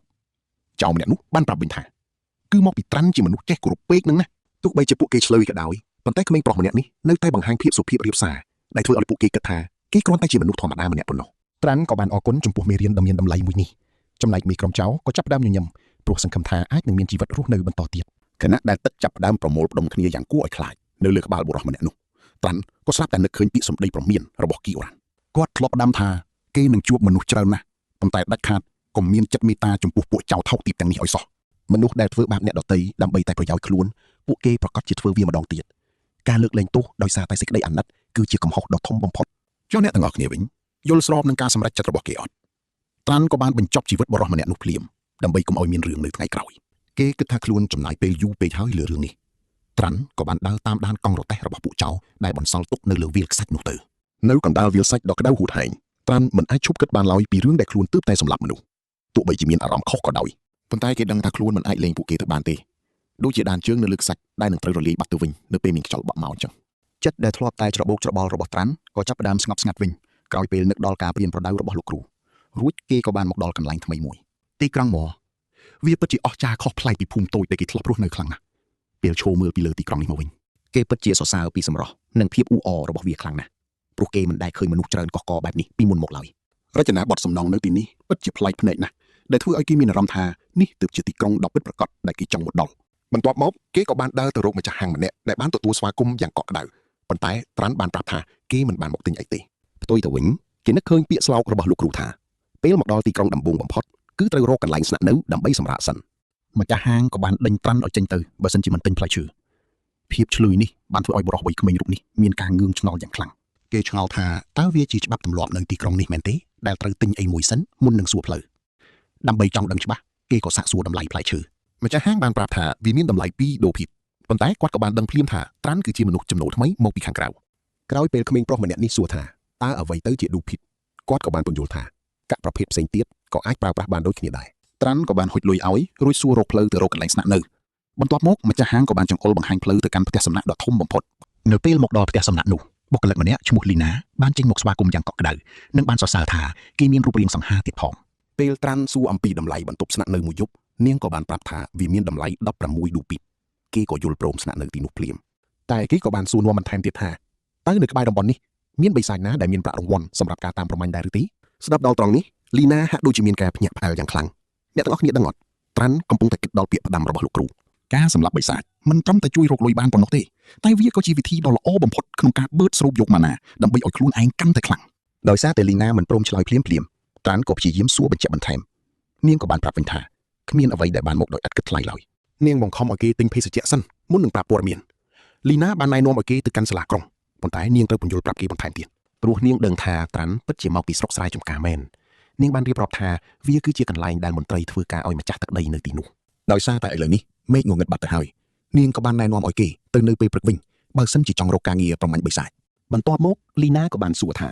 តើគេគឺជាអ្នកប្រមាញ់បិសាចមែនទេដែលធ្វើឲ្យត្រាន់សួរត្រឡប់ទៅវិញពីអត្ថន័យនៃពាក្យមួយនេះនាងបានពន្យល់ថា មនុស្សខ្លះជឿថាមនុស្សធម្មតាអាចក្លាយជាគ្រូមន្តអាគមបានតាមរយៈការដើរបបបាញ់ពួកបិសាចទាំងនោះនាងបានសើចចំអកចំពោះជំនឿមិនសមហេតុផលនេះប៉ុន្តែតាន់ឆ្ងល់ថាតើវាពិតជាគ្រាន់តែជារឿងព្រេងមែនឬយ៉ាងណាស្រាប់តែបុរសម្នាក់ឈ្មោះមីឌីនបានមកដាក់ដៃលើស្មារបស់ត្រាន់មីឌីនគឺជាអ្នកប្រមាញ់បិសាចម្នាក់ដែលជឿជាក់លើរឿងនេះខ្លាំងណាស់គាត់ថាការក្លាយជាគ្រូមន្តអាគមជារឿងពិតព្រោះគាត់ធ្លាប់ឃើញផ្ទាល់ភ្នែកលីណាពិតជាមានការភ្ញាក់ផ្អើលយ៉ាងខ្លាំងដែលឃើញគាត់នៅមានជីវិតមីឌីនបាននិយាយថាគាត់នឹងមិនស្លាប់ឡើយរហូតទាល់តែគាត់អាចប្រើប្រាស់មន្តអាគមបានក្រោយមកត្រាន់ក៏បានទម្លាក់ដៃគាត់ចេញដោយសុភាពមីឌីនក៏បានសំទោសចំពោះទង្វើរបស់ខ្លួនត្រាន់ក៏បានបង្ហាញការចាប់អារម្មណ៍ចង់ដឹងបន្ថែមអំពីដំណើរការនៃការផ្លាស់ប្ដូរខ្លួនឯងនេះមីឌីនបញ្យល់ថាគ្រូមន្តអាគមខ្លាំងបានក៏ដោយសារតែការប្រមាញ់ដូច្នេះមនុស្សធម្មតាក៏អាចធ្វើបានដូចគ្នាដែរបើសិនជាព្យាយាមឲ្យអស់ពីសមត្ថភាពគាត់បានប្រាប់ថាក្រុមដែលមានគ្នា4នាក់របស់គាត់កំពុងតែធ្វើការបរបាញ់ដើម្បីគោលបំណងមួយនេះឯងនៅពេលត្រាន់សួរថាតើមាននរណាម្នាក់ខ្លាចជាគ្រូមន្តអាគមបានសម្រេចហើយឬនៅមីឌិនក៏បានឆ្លើយយ៉ាងស្មោះត្រង់ថានៅឡើយទេគាត់បន្តថានៅក្នុងទីក្រុងនេះមានតែគ្រូមន្តអាគមផ្ទាល់ខ្លួនរបស់ម្ចាស់ទឹកដីនិងកូនចៅ3នាក់ទៀតប៉ុណ្ណោះមីឌិនក៏ចាប់ផ្ដើមសង្កេតមើលគាត់ឃើញថាឧបករណ៍របស់ក្មេងប្រុសម្នាក់នេះហាក់ដូចជាចាស់ពេកសម្រាប់ការប្រមាញ់ហើយក៏បានសួររកអាវុធការពារខ្លួនថានៅឯណាត្រាំក៏លើកខ្សែយុទ្ធរបស់ខ្លួនបង្ហាញមីឌិនឃើញថាវាពិតជាត្រូវបានគេប្រើប្រាស់ច្រើនដងណាស់ជឿខ្ញុំចុះរឿងនេះនឹងកាន់តែជក់ចិត្តទៀតនៅភាគក្រោយសួស្តីអ្នកទាំងអស់គ្នាមកមើលជាមួយខ្ញុំនៅរឿងរ៉ាវរបស់ក្មេងប្រុសម្នាក់ដែលប្រើអាវុធគ្រាប់ពុនសុទ្ធដើម្បីបរបាញ់សត្វបិសាចមីឌិនបានប្រាប់ថាវាអាចបរបាញ់កញ្ជ្រោងឬតន្សាយបានយ៉ាងងាយហើយចង់បបួលគេឲ្យចូលក្រុមព្រោះត្រូវការអ្នកវាយប្រហារពីចម្ងាយបើទោះបីជាមានការអញ្ជើញយ៉ាងកក់ក្ដៅពីមីឌិនក៏ដោយក៏ត្រានបានញញឹមរួចបដិសេធសំណើនោះយ៉ាងគួរសមបំផុតនៅយប់នោះពេលកំពុងសម្រាកក្នុងបន្ទប់ត្រានបានគិតពីភាពវឹកវរពេញមួយថ្ងៃហើយយល់ថាគ្មានហេតុផលអ្វីដែលត្រូវទៅបរបាញ់ជាមួយក្រុមនោះទេគេស្ទើរតែមិនជឿខ្លួនឯងថាបានចាក់ចេញពីភូមិដ៏ឆ្ងាយហើយកំពុងមានអារម្មណ៍មិនច្បាស់លាស់ចំពោះរឿងរ៉ាវដែលនឹងមកដល់ខាងមុខព្រមពេញនោះគេមានអារម្មណ៍ថាមានមនុស្សនៅខាងក្រៅហើយក៏នឹកឃើញពាក្យព្រមានរបស់គូរ៉ានថាទីក្រុងមិនមែនជាកន្លែងសុវត្ថិភាពឡើយគេត្រូវតែប្រុងប្រយ័ត្នជានិច្ចដោយបានត្រៀមថាមពលមន្តអាគមក្នុងដៃរួចជាស្រេចរួចក៏បើកទ្វារសួរទៅកាន់លីណាពីគោលបំណងរបស់នាងបានសួរគេថាសម្រាប់ហើយឬនៅហើយក៏បានផ្ដល់សំណោយចង់ចូលមកកំដរដើម្បីឲ្យគីមានភាពកក់ក្ដៅក្នុងបន្ទប់ដ៏ត្រជាក់មួយនេះមកមើលត្រង់នេះទាំងអស់គ្នាពេលត្រានសួរបញ្ជាក់លីណាបានញញឹមរួចចាប់ផ្ដើមដោះសម្លៀកបំពាក់ចេញដើម្បីបង្ហាញពីបំណងពិតប្រាកដរបស់នាងដោយឃើញក្មេងប្រុសនៅតែឆ្ងល់នាងក៏បានពន្យល់ត្រង់ថានាងនឹងធ្វើអ្វីគ្រប់យ៉ាងដែលគេចង់បានដោយគ្រាន់តែបងប្រាក់បន្តិចបន្តួចប៉ុណ្ណោះត្រានបានសួរវិញថានឹងមានរឿងអ្វីកើតឡើងប្រសិនបើគេមិនចង់បានអ្វីទាំងអស់តែនាងបែរជាចោទថាគេកំពុងតែនិយាយកុហកទៅវិញនាងអះអាងថាអាចមើលធ្លុះពីចំណង់តណ្ហារបស់គេតាមរយៈទឹកមុខប៉ុន្តែត្រានបែរជាមិនរំភើបបន្តិចណាស់ឡើយដែលធ្វើឲ្យនាងមានការភ្ញាក់ផ្អើលគេបាននឹកឃើញពាក្យព្រមានយ៉ាងម៉ឺងម៉ាត់របស់គីវរ៉ាន់ថាកុំឲ្យធ្លាក់ក្នុងអន្ទាក់សបាយពណ៌ស្រស់ស្អាតទាំងនេះឲ្យសោះបុរសចំណាស់ធ្លាប់ផ្ដាំថាត្រូវប្រយ័ត្នចំពោះស្ត្រីនៅតាមផ្ទះសំណាក់ឬស្រីបេស្យាព្រោះពួកគេភាគច្រើនអាចមានផ្ទុកមេរោគឆ្លងទោះបីជាគ្រូមន្តអាគមមានប្រព័ន្ធការពាររាងកាយខ្លាំងក៏ដោយតែការធ្វេសប្រហែសតែបន្តិចអាចនាំឲ្យមានវិបត្តិនិសារីអស់មួយជីវិត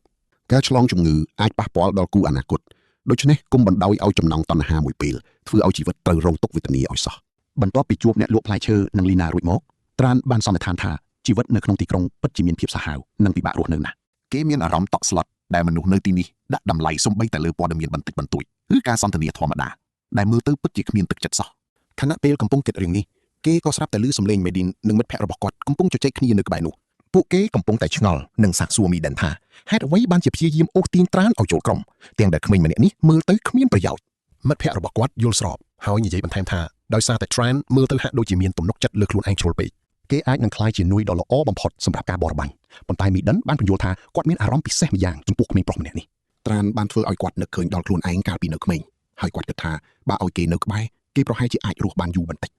ទោះបីជាមិត្តភ័ក្តិដទៃទៀតបង្អាប់ថាគាត់មានចិត្តធម៌ជ្រុលក៏ដោយក៏មីឌិននៅតែចង់ជួយសង្គ្រោះជីវិតរបស់ក្មេងប្រុសម្នាក់នោះដែរពេលអ្នកនិងខ្ញុំឃើញស្នាមញញឹមនេះយើងដឹងថាត្រានចាប់ផ្ដើមយល់ថាទីក្រុងមិនមានសុទ្ធតែមនុស្សអាក្រក់ទាំងអស់នោះទេលុះព្រឹកឡើងត្រានបានទៅសាលាក្រុង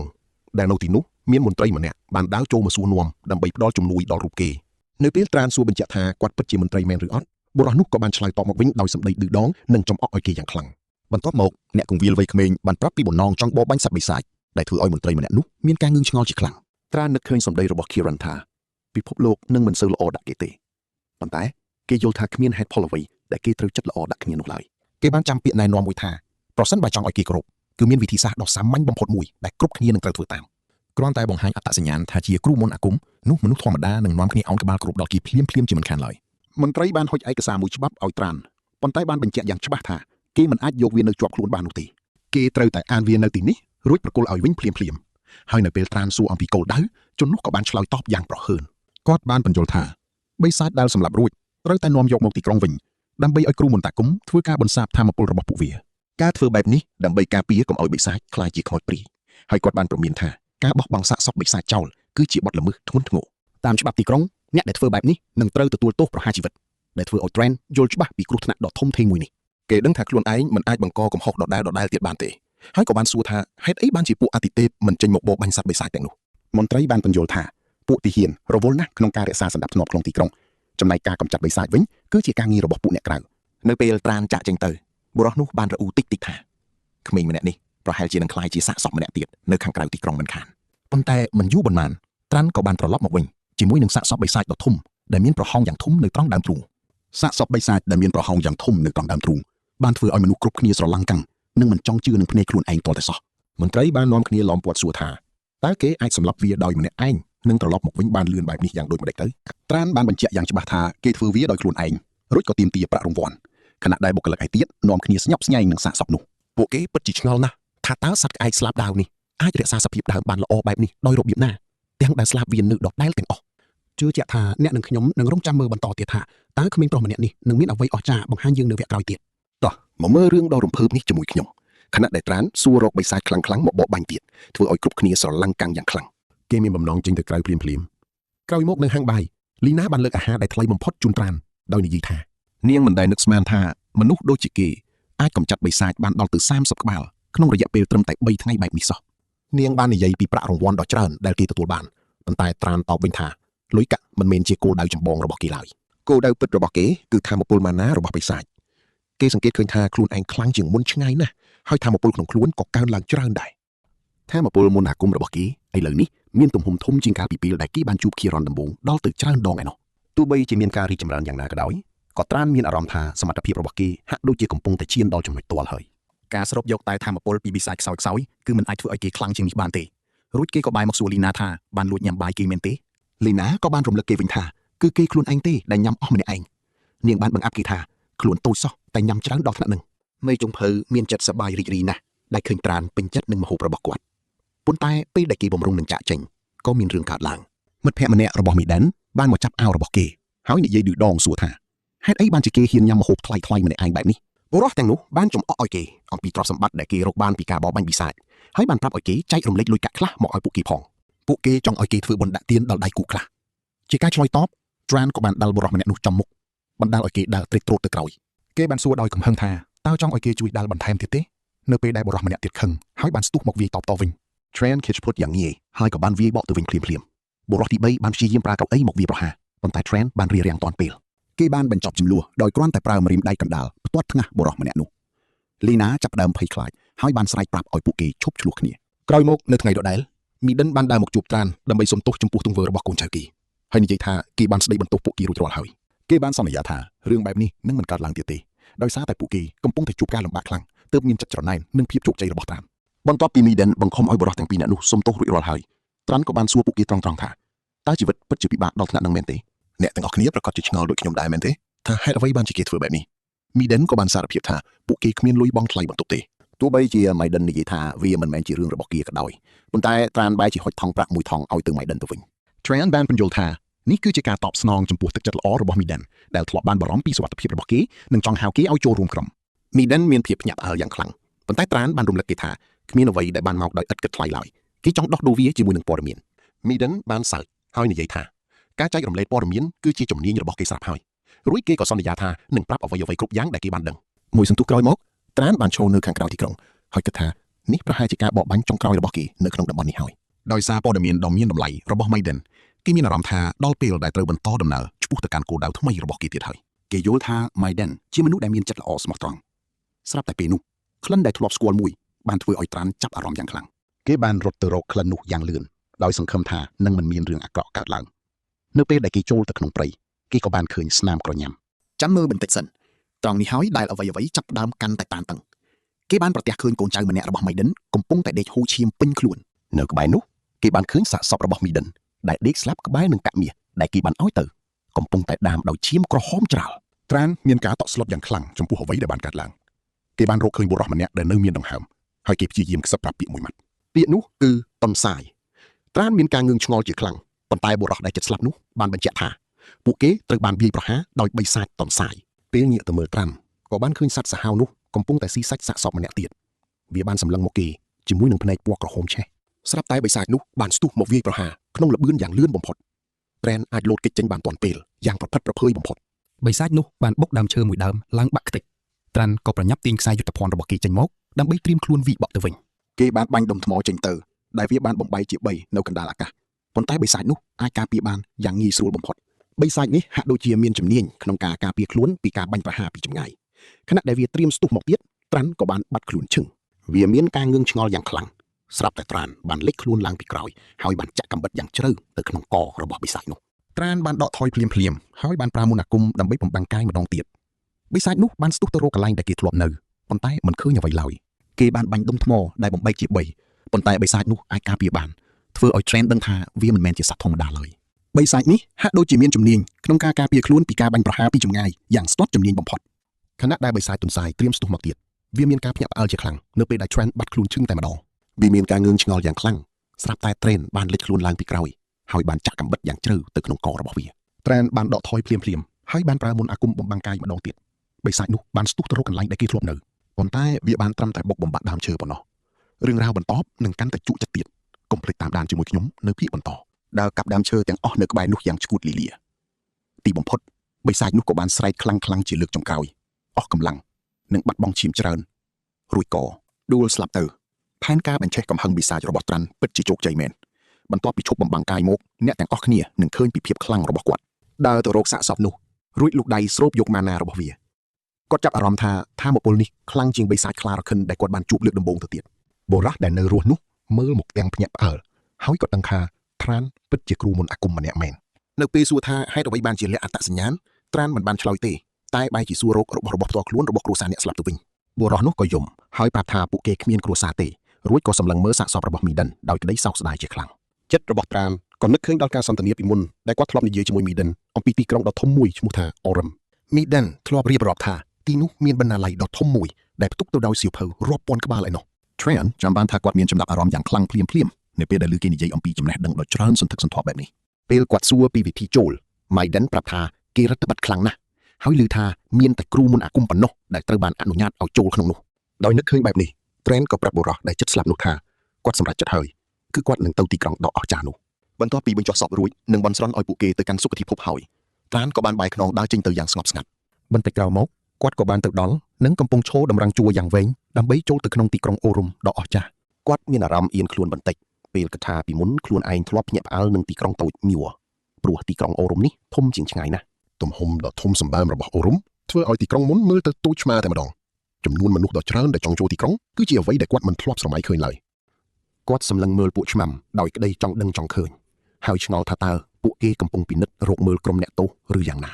ាវាច្បាស់ណាស់ថាទីក្រុងធំបែបនេះត្រូវតែមានប្រព័ន្ធការពារសន្តិសុខដ៏ទំនើបនិងតឹងរឹងបំផុតពេលទៅដល់មុខទ្វារពួកឆ្មាំបានខាត់ផ្លូវគាត់ពេលត្រានសួរថាមានបញ្ហាអ្វីពួកគេប្រាប់ថាគាត់មិនអាចចូលទៅក្នុងសភាពក្រក់ខ្វក់បែបនេះបានទេពួកគេណែនាំឲ្យគាត់បោះទូលីចេញពីខោអាវសិនទីបំផុតគាត់ក៏បានចូលទៅខាងក្នុងហើយក៏ត្រូវភាំងនឹងទស្សនវិជ្ជាប៉មដ៏ខ្ពស់អស្ចារ្យមួយដោយនឹកឃើញដល់រឿងដែលមីដិនធ្លាប់និទានគាត់ក៏ដឹងភ្លាមថាទីនេះហើយគឺជាបណ្ណាល័យដ៏ល្បីល្បាញនោះអគារនេះមើលទៅអស្ចារ្យពេកហើយរហូតដល់ត្រែនជឿជាក់ថាវាអាចសាងសង់ឡើងបានដោយប្រើមន្តអាគមតែប៉ុណ្ណោះនៅពេលទៅដល់ច្រកចូលត្រានបានប្រាប់ឆ្មាំថាគាត់ចង់ចូលទៅខាងក្នុងប៉ុន្តែពួកគេឆ្លើយយ៉ាងដាច់អហង្ការថាទីនេះសម្រាប់តែគ្រូមន្តអាគមប៉ុណ្ណោះចាំមើលណាឆ្មាំម្នាក់នោះចាប់ផ្ដើមខឹងសម្បាហើយចោទប្រកាន់គាត់ថាជាជនល្មើសទៀតផងនៅពេលដែលគាត់ប្រាប់ថាខ្លួនជាគ្រូមន្តអាគមឆ្មាំម្នាក់នោះបញ្ជាក់ថាក្មេងដូចជាគាត់គ្មានផ្លូវខ្លាចជាគ្រូមន្តអាគមបានទេហើយក៏ចាប់ផ្ដើមបញ្ចេញម៉ាណាដាក់ដៃដើម្បីគំរាមកំហែងតែម្ដងនឹកឃើញមេរៀនរបស់ខយោរិនថាគ្រូមន្តអាគមអាចស្គាល់គ្នាបានតាមរយៈការដឹងពីកម្រិតនៃថាមពលម៉ាណាដែលមានក្នុងខ្លួនដើម្បីដោះស្រាយរឿងនេះគាត់ក៏បានបញ្ចេញថាមពលដ៏មហិមាចេញមកឆ្មាំម្នាក់នោះភ័យខ្លាចយ៉ាងខ្លាំងរហូតដល់ដួលទៅលើដីតែម្ដងគេក៏ដឹងភ្លាមថាក្មេងម្នាក់នេះមិនមែនជាគ្រូមន្តអាគមធម្មតាទ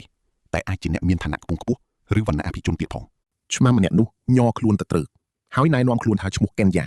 ជាអ្នកក្លាហាននៃត្រកូលវ៉ាល់តារួចក៏សួររកត្រកូលរបស់ត្រានវិញ Trent សួរថាការប្រាប់ត្រកូលជាលក្ខខណ្ឌចាំបាច់ដើម្បីចូលឬ Kenya ប្រាប់ថាមិនមែនទេតែមានរឿងមួយទៀតដែលអ្នកទាំងអស់គ្នាត្រូវដឹងគេបញ្យល់ថាការប្រើបណ្ណាល័យត្រូវមានការអនុញ្ញាតពីម្ចាស់ត្រកូលវ៉ាល់តាសជាមុនសិនហើយគេក៏ស្ម័គ្រចិត្តជួយតាក់ទងឲ្យត្រានដែរត្រានបានត្រឹមតែដកដង្ហើមធំ នៅពេលដឹងថារឿងរ៉ាវវាកាន់តែស្មុគស្មាញជាងអ្វីដែលគាត់បានរំពឹងទុកទៅទៀតមិនយូរប៉ុន្មានគាត់ក៏មកដល់កន្លែងងូតទឹកហើយត្រូវបានពួកអ្នកបម្រើស្រីៗដកខ្លួនឲ្យយ៉ាងយកចិត្តទុកដាក់ធ្វើឲ្យគាត់ឆ្ងល់ថាហេតុអ្វីរឿងវាคล้ายជាបែបនេះទៅវិញនៅពេលគាត់សួរថាសុំងូតទឹកដោយខ្លួនឯងបានទេពួកអ្នកបម្រើប្រាប់ថាពួកគេនឹងត្រូវទទួលទណ្ឌកម្មបើមិនបានបម្រើភ្ញៀវដ៏មានកិត្តិយសម្នាក់នេះឲ្យបានល្អគាត់ក៏យល់ព្រមតាមការស្នើសុំហើយពួកគេក៏ទទួលយកដោយក្តីរីករាយជាខ្លាំងអំឡុងពេលងូតទឹកអ្នកបម្រើម្នាក់ស្រាប់តែនិយាយថាគាត់ពិតជាអស្ចារ្យណាស់រួចក៏ខ្ទប់មាត់ខ្លួនឯងវិញដោយក្តីអៀនខ្មាស់បំផុត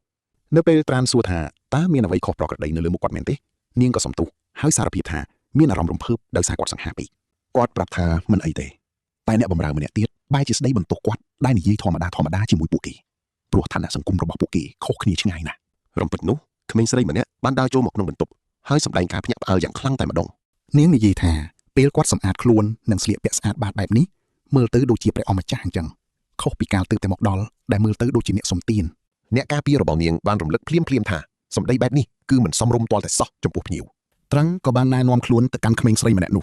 ហើយនាងក៏ប្រាប់ថាខ្លួនឯងមានឈ្មោះថាហ្សេឡានៅពេលនាងសួររកត្រកូលអភិជនរបស់គាត់ត្រាន់ប្រាប់ថាគាត់មានហេតុផលផ្ទាល់ខ្លួនដែលមិនអាចបង្ហាញព័ត៌មាននោះបានឡើយទោះបីជានាងស្ដាយក្រោយដែលគាត់លាក់ការក៏ដោយក៏ហ្សេឡាសម្រេចចិត្តលេងសើចបន្តិចដើម្បីបង្ខំឲ្យគាត់បង្ហាញសមត្ថភាពពិតចេញមក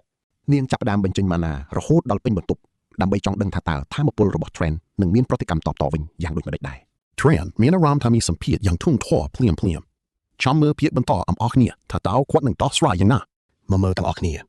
ត្រង់នេះ Trent មិនថយក្រោយទេគេបានបញ្ចេញម៉ាណាទប់ទល់វិញរហូតធ្វើឲ្យថាមពលទាំងពីរផ្ទុះឡើងយ៉ាងខ្លាំងរហូតធ្វើឲ្យបន្ទប់ទាំងមូលចាប់ផ្ដើមញ័ររញ្ជួយ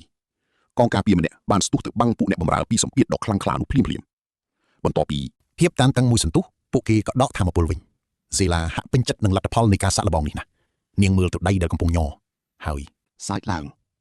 បន្ទាប់មកនាងបានធ្វើឲ្យ Trent ភ្ញាក់ផ្អើលយ៉ាងខ្លាំងដោយសួរគេថាតើចង់រៀបការជាមួយនាងដែរឬទេផាងរកឈ្នះមិនបានត្រឹមតែសម្លឹងមើលនាងរហូតដល់នាងសើចចំអកឲ្យហើយប្រាប់ថាវាកាន់តែជាការលេងសើចប៉ុណ្ណោះប៉ុន្តែមុនពេលចាក់ចេញទៅជាមួយអង្គរៈនាងបានដាស់តឿនឲ្យគេពិចារណាឡើងវិញដោយប្រាប់ថាកៅអីនៅក្បែរនាងនៅទំនេរឡើយនៅពេលនាងដើរចេញទៅត្រានចាប់អារម្មណ៍ថាដៃខ្លួនឯងកំពុងញ័រគេដឹងថាកម្លាំងរបស់នាងគឺប្រហាក់ប្រហែលនឹងគេដែរចាំមើលត្រង់នេះឲ្យច្បាស់ព្រោះត្រានចាប់ផ្ដើមឆ្ងល់ថាតើមនុស្សក្នុងទីក្រុងនេះសុទ្ធតែមានខ្លាំងបែបនេះមែនទេ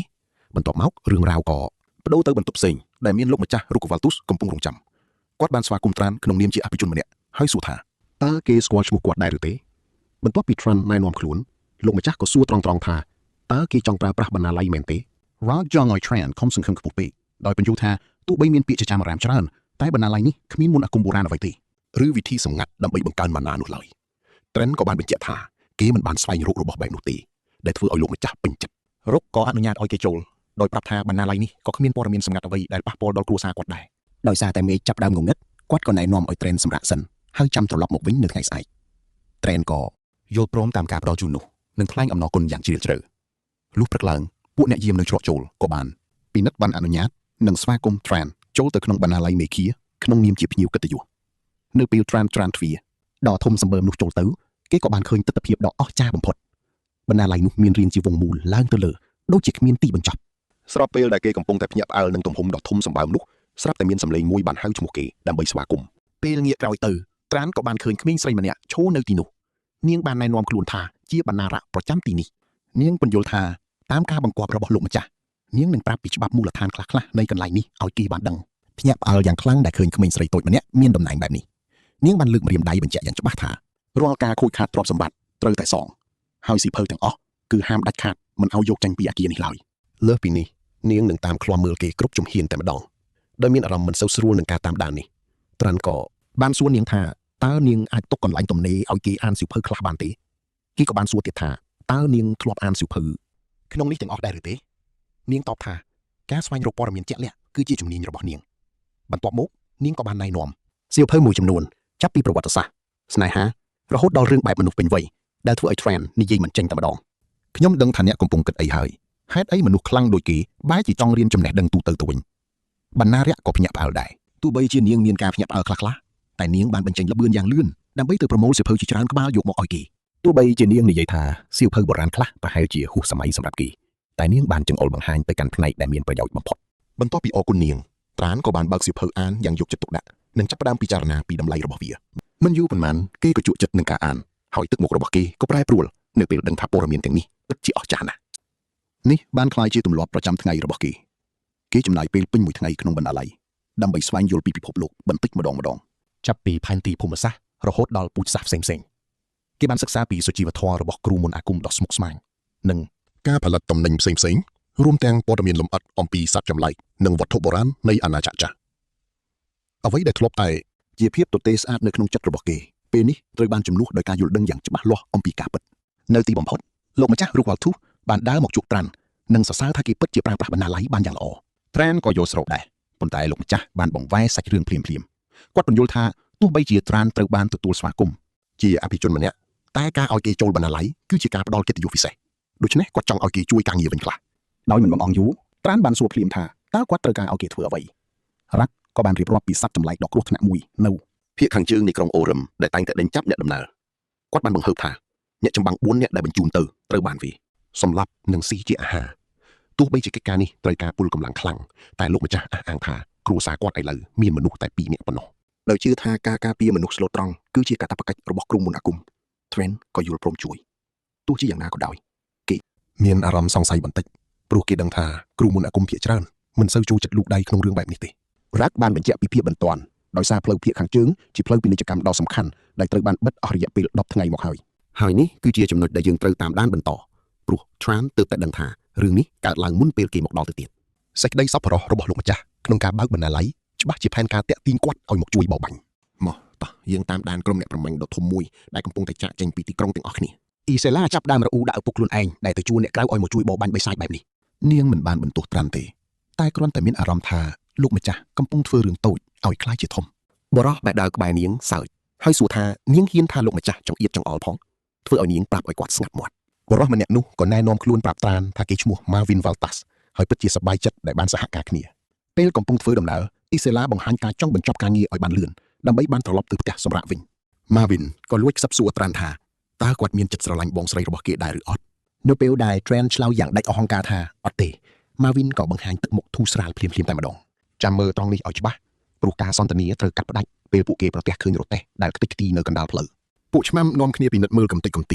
ីហើយសង្ស័យថានេះជាស្នាដៃរបស់បិសាចដែលពួកគេកំពុងតាមរកពួកគេសន្និដ្ឋានថាជនរងគ្រោះច្បាស់ជាមកពីទិសខាងត្បូងមុនពេលត្រូវគេឆ្មក់វាយប្រហារយ៉ាងសាហាវបែបនេះចំណែកត្រានវិញមិននិយាយអ្វីទាំងអស់គាត់ផ្ដោតអារម្មណ៍ទៅលើស្នាមសម្គាល់ចម្លែកមួយនៅលើកំទេចឈើទីបំផុតគាត់សន្និដ្ឋានថាគោលដៅរបស់ពួកគេគឺជាស្វាប៉ុន្តែអ៊ីសេឡាបែរជាបង្ហាញការមិនជឿទៅវិញត្រានក៏ចង្អុលបង្ហាញស្នាមមេដៃយ៉ាងច្បាស់ហើយពន្យល់ថាបិសាចនោះបានវាយប្រហាររួចក៏រត់ចូលព្រៃបាត់អ៊ីសេឡាសារភាពថានាងមិនសូវពូកែខាងមន្តអាគមតាមដានទេហើយក៏សួរ Marvin តែគេក៏ធ្វើមិនកើតដែរត្រែនក៏សម្រេចចេញមកស្ម័គ្រចិត្តសាកល្បងហើយចាប់ផ្ដើមរុករកតាមកំទេចកំទីត្រេះនោះភ្លាមអ៊ីសេឡាលួចឆ្ងល់ម្នាក់ឯងថាតើត្រានជាអ្នកបន្តវេនមកពីត្រកូលអ្នកប្រមាញ់អាជីពណាមួយមែនទេប៉ុន្តែត្រែនគ្រាន់តែរើសកំទេចសម្ពុតមួយមកកាន់ហើយប្រាប់ថាគាត់គ្រាន់តែស៊ាំនឹងវិធីសាស្ត្រមួយនេះប៉ុណ្ណោះអ្នកទាំងអស់គ្នាប្រហែលជាគិតដូចខ្ញុំហើយមែនទេចាំមើលវេទមន្តដ៏អស្ចារ្យរបស់ត្រានទាំងអស់គ្នាខ្សែធម្មពលពណ៌ខៀវក៏លេចឡើងយ៉ាងច្បាស់ក្នុងភ្នែករបស់គាត់រួចគាត់ក៏បង្ហាញផ្លូវចូលទៅក្នុងព្រៃយ៉ាងលឿនពួកគេដើរតាមដានរហូតដល់មាត់ទន្លេដែលត្រានក៏សម្គាល់ឃើញថាបិសាចនោះហាក់ដូចជាបានលាងសម្អាតខ្លួនអ៊ីសេឡាមិនជឿថាបិសាចចេះលាងខ្លួនដើម្បីលាក់ក្លិនទេតែត្រាន់ថាវាប្រហែលជាគ្រាន់តែចង់សម្អាតខ្លួនប៉ុណ្ណោះស្រាប់តែខ្សែពណ៌ខៀវលេចឡើងម្ដងទៀតហើយត្រានក៏ស្រែកព្រមានថាបិសាចនោះនៅពីក្រោយខ្នងពួកគេបិសាចស្វាយ័ក្សដែលមានភ្នែកក្រហមឆេះក៏បានចេញពីព្រៃមករួចក៏បញ្ចេញសំឡេងស្រែកយ៉ាងគួរឲ្យរន្ធត់វាលើកដុំថ្មយក្សនៅក្នុងដៃត្រៀមនឹងគប់ធ្វើឲ្យពួកអ្នកជិះសេះភ័យស្លន់ស្លោស្រែកប្រាប់ឲ្យគ្រប់គ្នាគេចចេញបិសាចនោះបានគប់ដុំថ្មមកវិញយ៉ាងលឿននិងមានកម្លាំងខ្លាំងដែលអាចធ្វើឲ្យអ្នកត្រូវដុំថ្មនោះរងរបួសធ្ងន់ទោះបីជាត្រានអាចគេចផុតពីការវាយប្រហារនេះបានក៏ដោយក៏គាត់មានអារម្មណ៍តក់ស្លុតនឹងអ្វីដែលឃើញបន្ទាប់ជំនួសឲ្យការគេចខ្លួនអ៊ីសេឡានិង Marvin បែរជាប្រើពួកឆ្មាំធ្វើជាខែលការពារខ្លួនឯងទៅវិញបន្ទាប់ពីការវាយប្រហារបានបញ្ចប់អ៊ីសេឡាក៏បានរុញឆ្មាំដែលរងរបួសធ្ងន់នោះចេញពីខ្លួនដោយគ្មានក្តីមេត្តាពេលនេះ Trent ក៏យល់ច្បាស់ថាការព្រមានរបស់ម្ដាយគាត់អំពីពិភពលោកខាងក្រៅគឺពិតជាត្រឹមត្រូវមែនក្នុងស្ថានភាពដ៏ច្របូកច្របល់អ៊ីសេឡាបញ្ជាឲ្យឆ្មាំដែលនៅសល់ចូលវាយប្រហារធ្វើឲ្យបិសាចនោះភ័យខ្លាចហើយរត់គេចខ្លួនពួកឆ្មាំក៏នាំគ្នាដេញតាមយ៉ាងប្រកិតខណៈពេលដែលត្រានកំពុងរៀបចំគ្រាប់ថ្មតូចមួយដាក់ក្នុងខ្សែយុទ្ធភ័ណ្ឌទោះបីជាអ៊ីសេឡានិង Marvin ប្រឹងរត់តាមបិសាចនោះក៏ដោយក៏ពួកគេមិនអាចតាមល្បឿនដ៏លឿនរបស់វាទាន់ដែរអ៊ីសេឡាចាប់ផ្ដើមបារម្ភខ្លាចបាត់ដានគោលដៅតែស្រាប់តែមានអ្វីម្យ៉ាងហោះកាត់នាងយ៉ាងលឿនស្ទើរមើលមិនទាន់គ្រាប់ថ្មនោះបានហោះកាត់អាកាសយ៉ាងលឿនហើយបានទម្លុះខ្លួនបិសាចនោះធ្វើឲ្យវាស្រែកយ៉ាងឈឺចាប់បំផុតបងប្អូនទាំងពីរនាក់ងាកក្រោយមកវិញក៏ឃើញត្រែនកំពុងដើរមកដោយបង្វិលខ្សែយុទ្ធភ័ណ្ឌរបស់គាត់យ៉ាងរំភើយរឿងនេះពិតជាលយខ្លាំងណាស់មែនទេតោះចាំមើលបន្តទៀតថាត្រាននឹងធ្វើអ្វីបន្តទៀត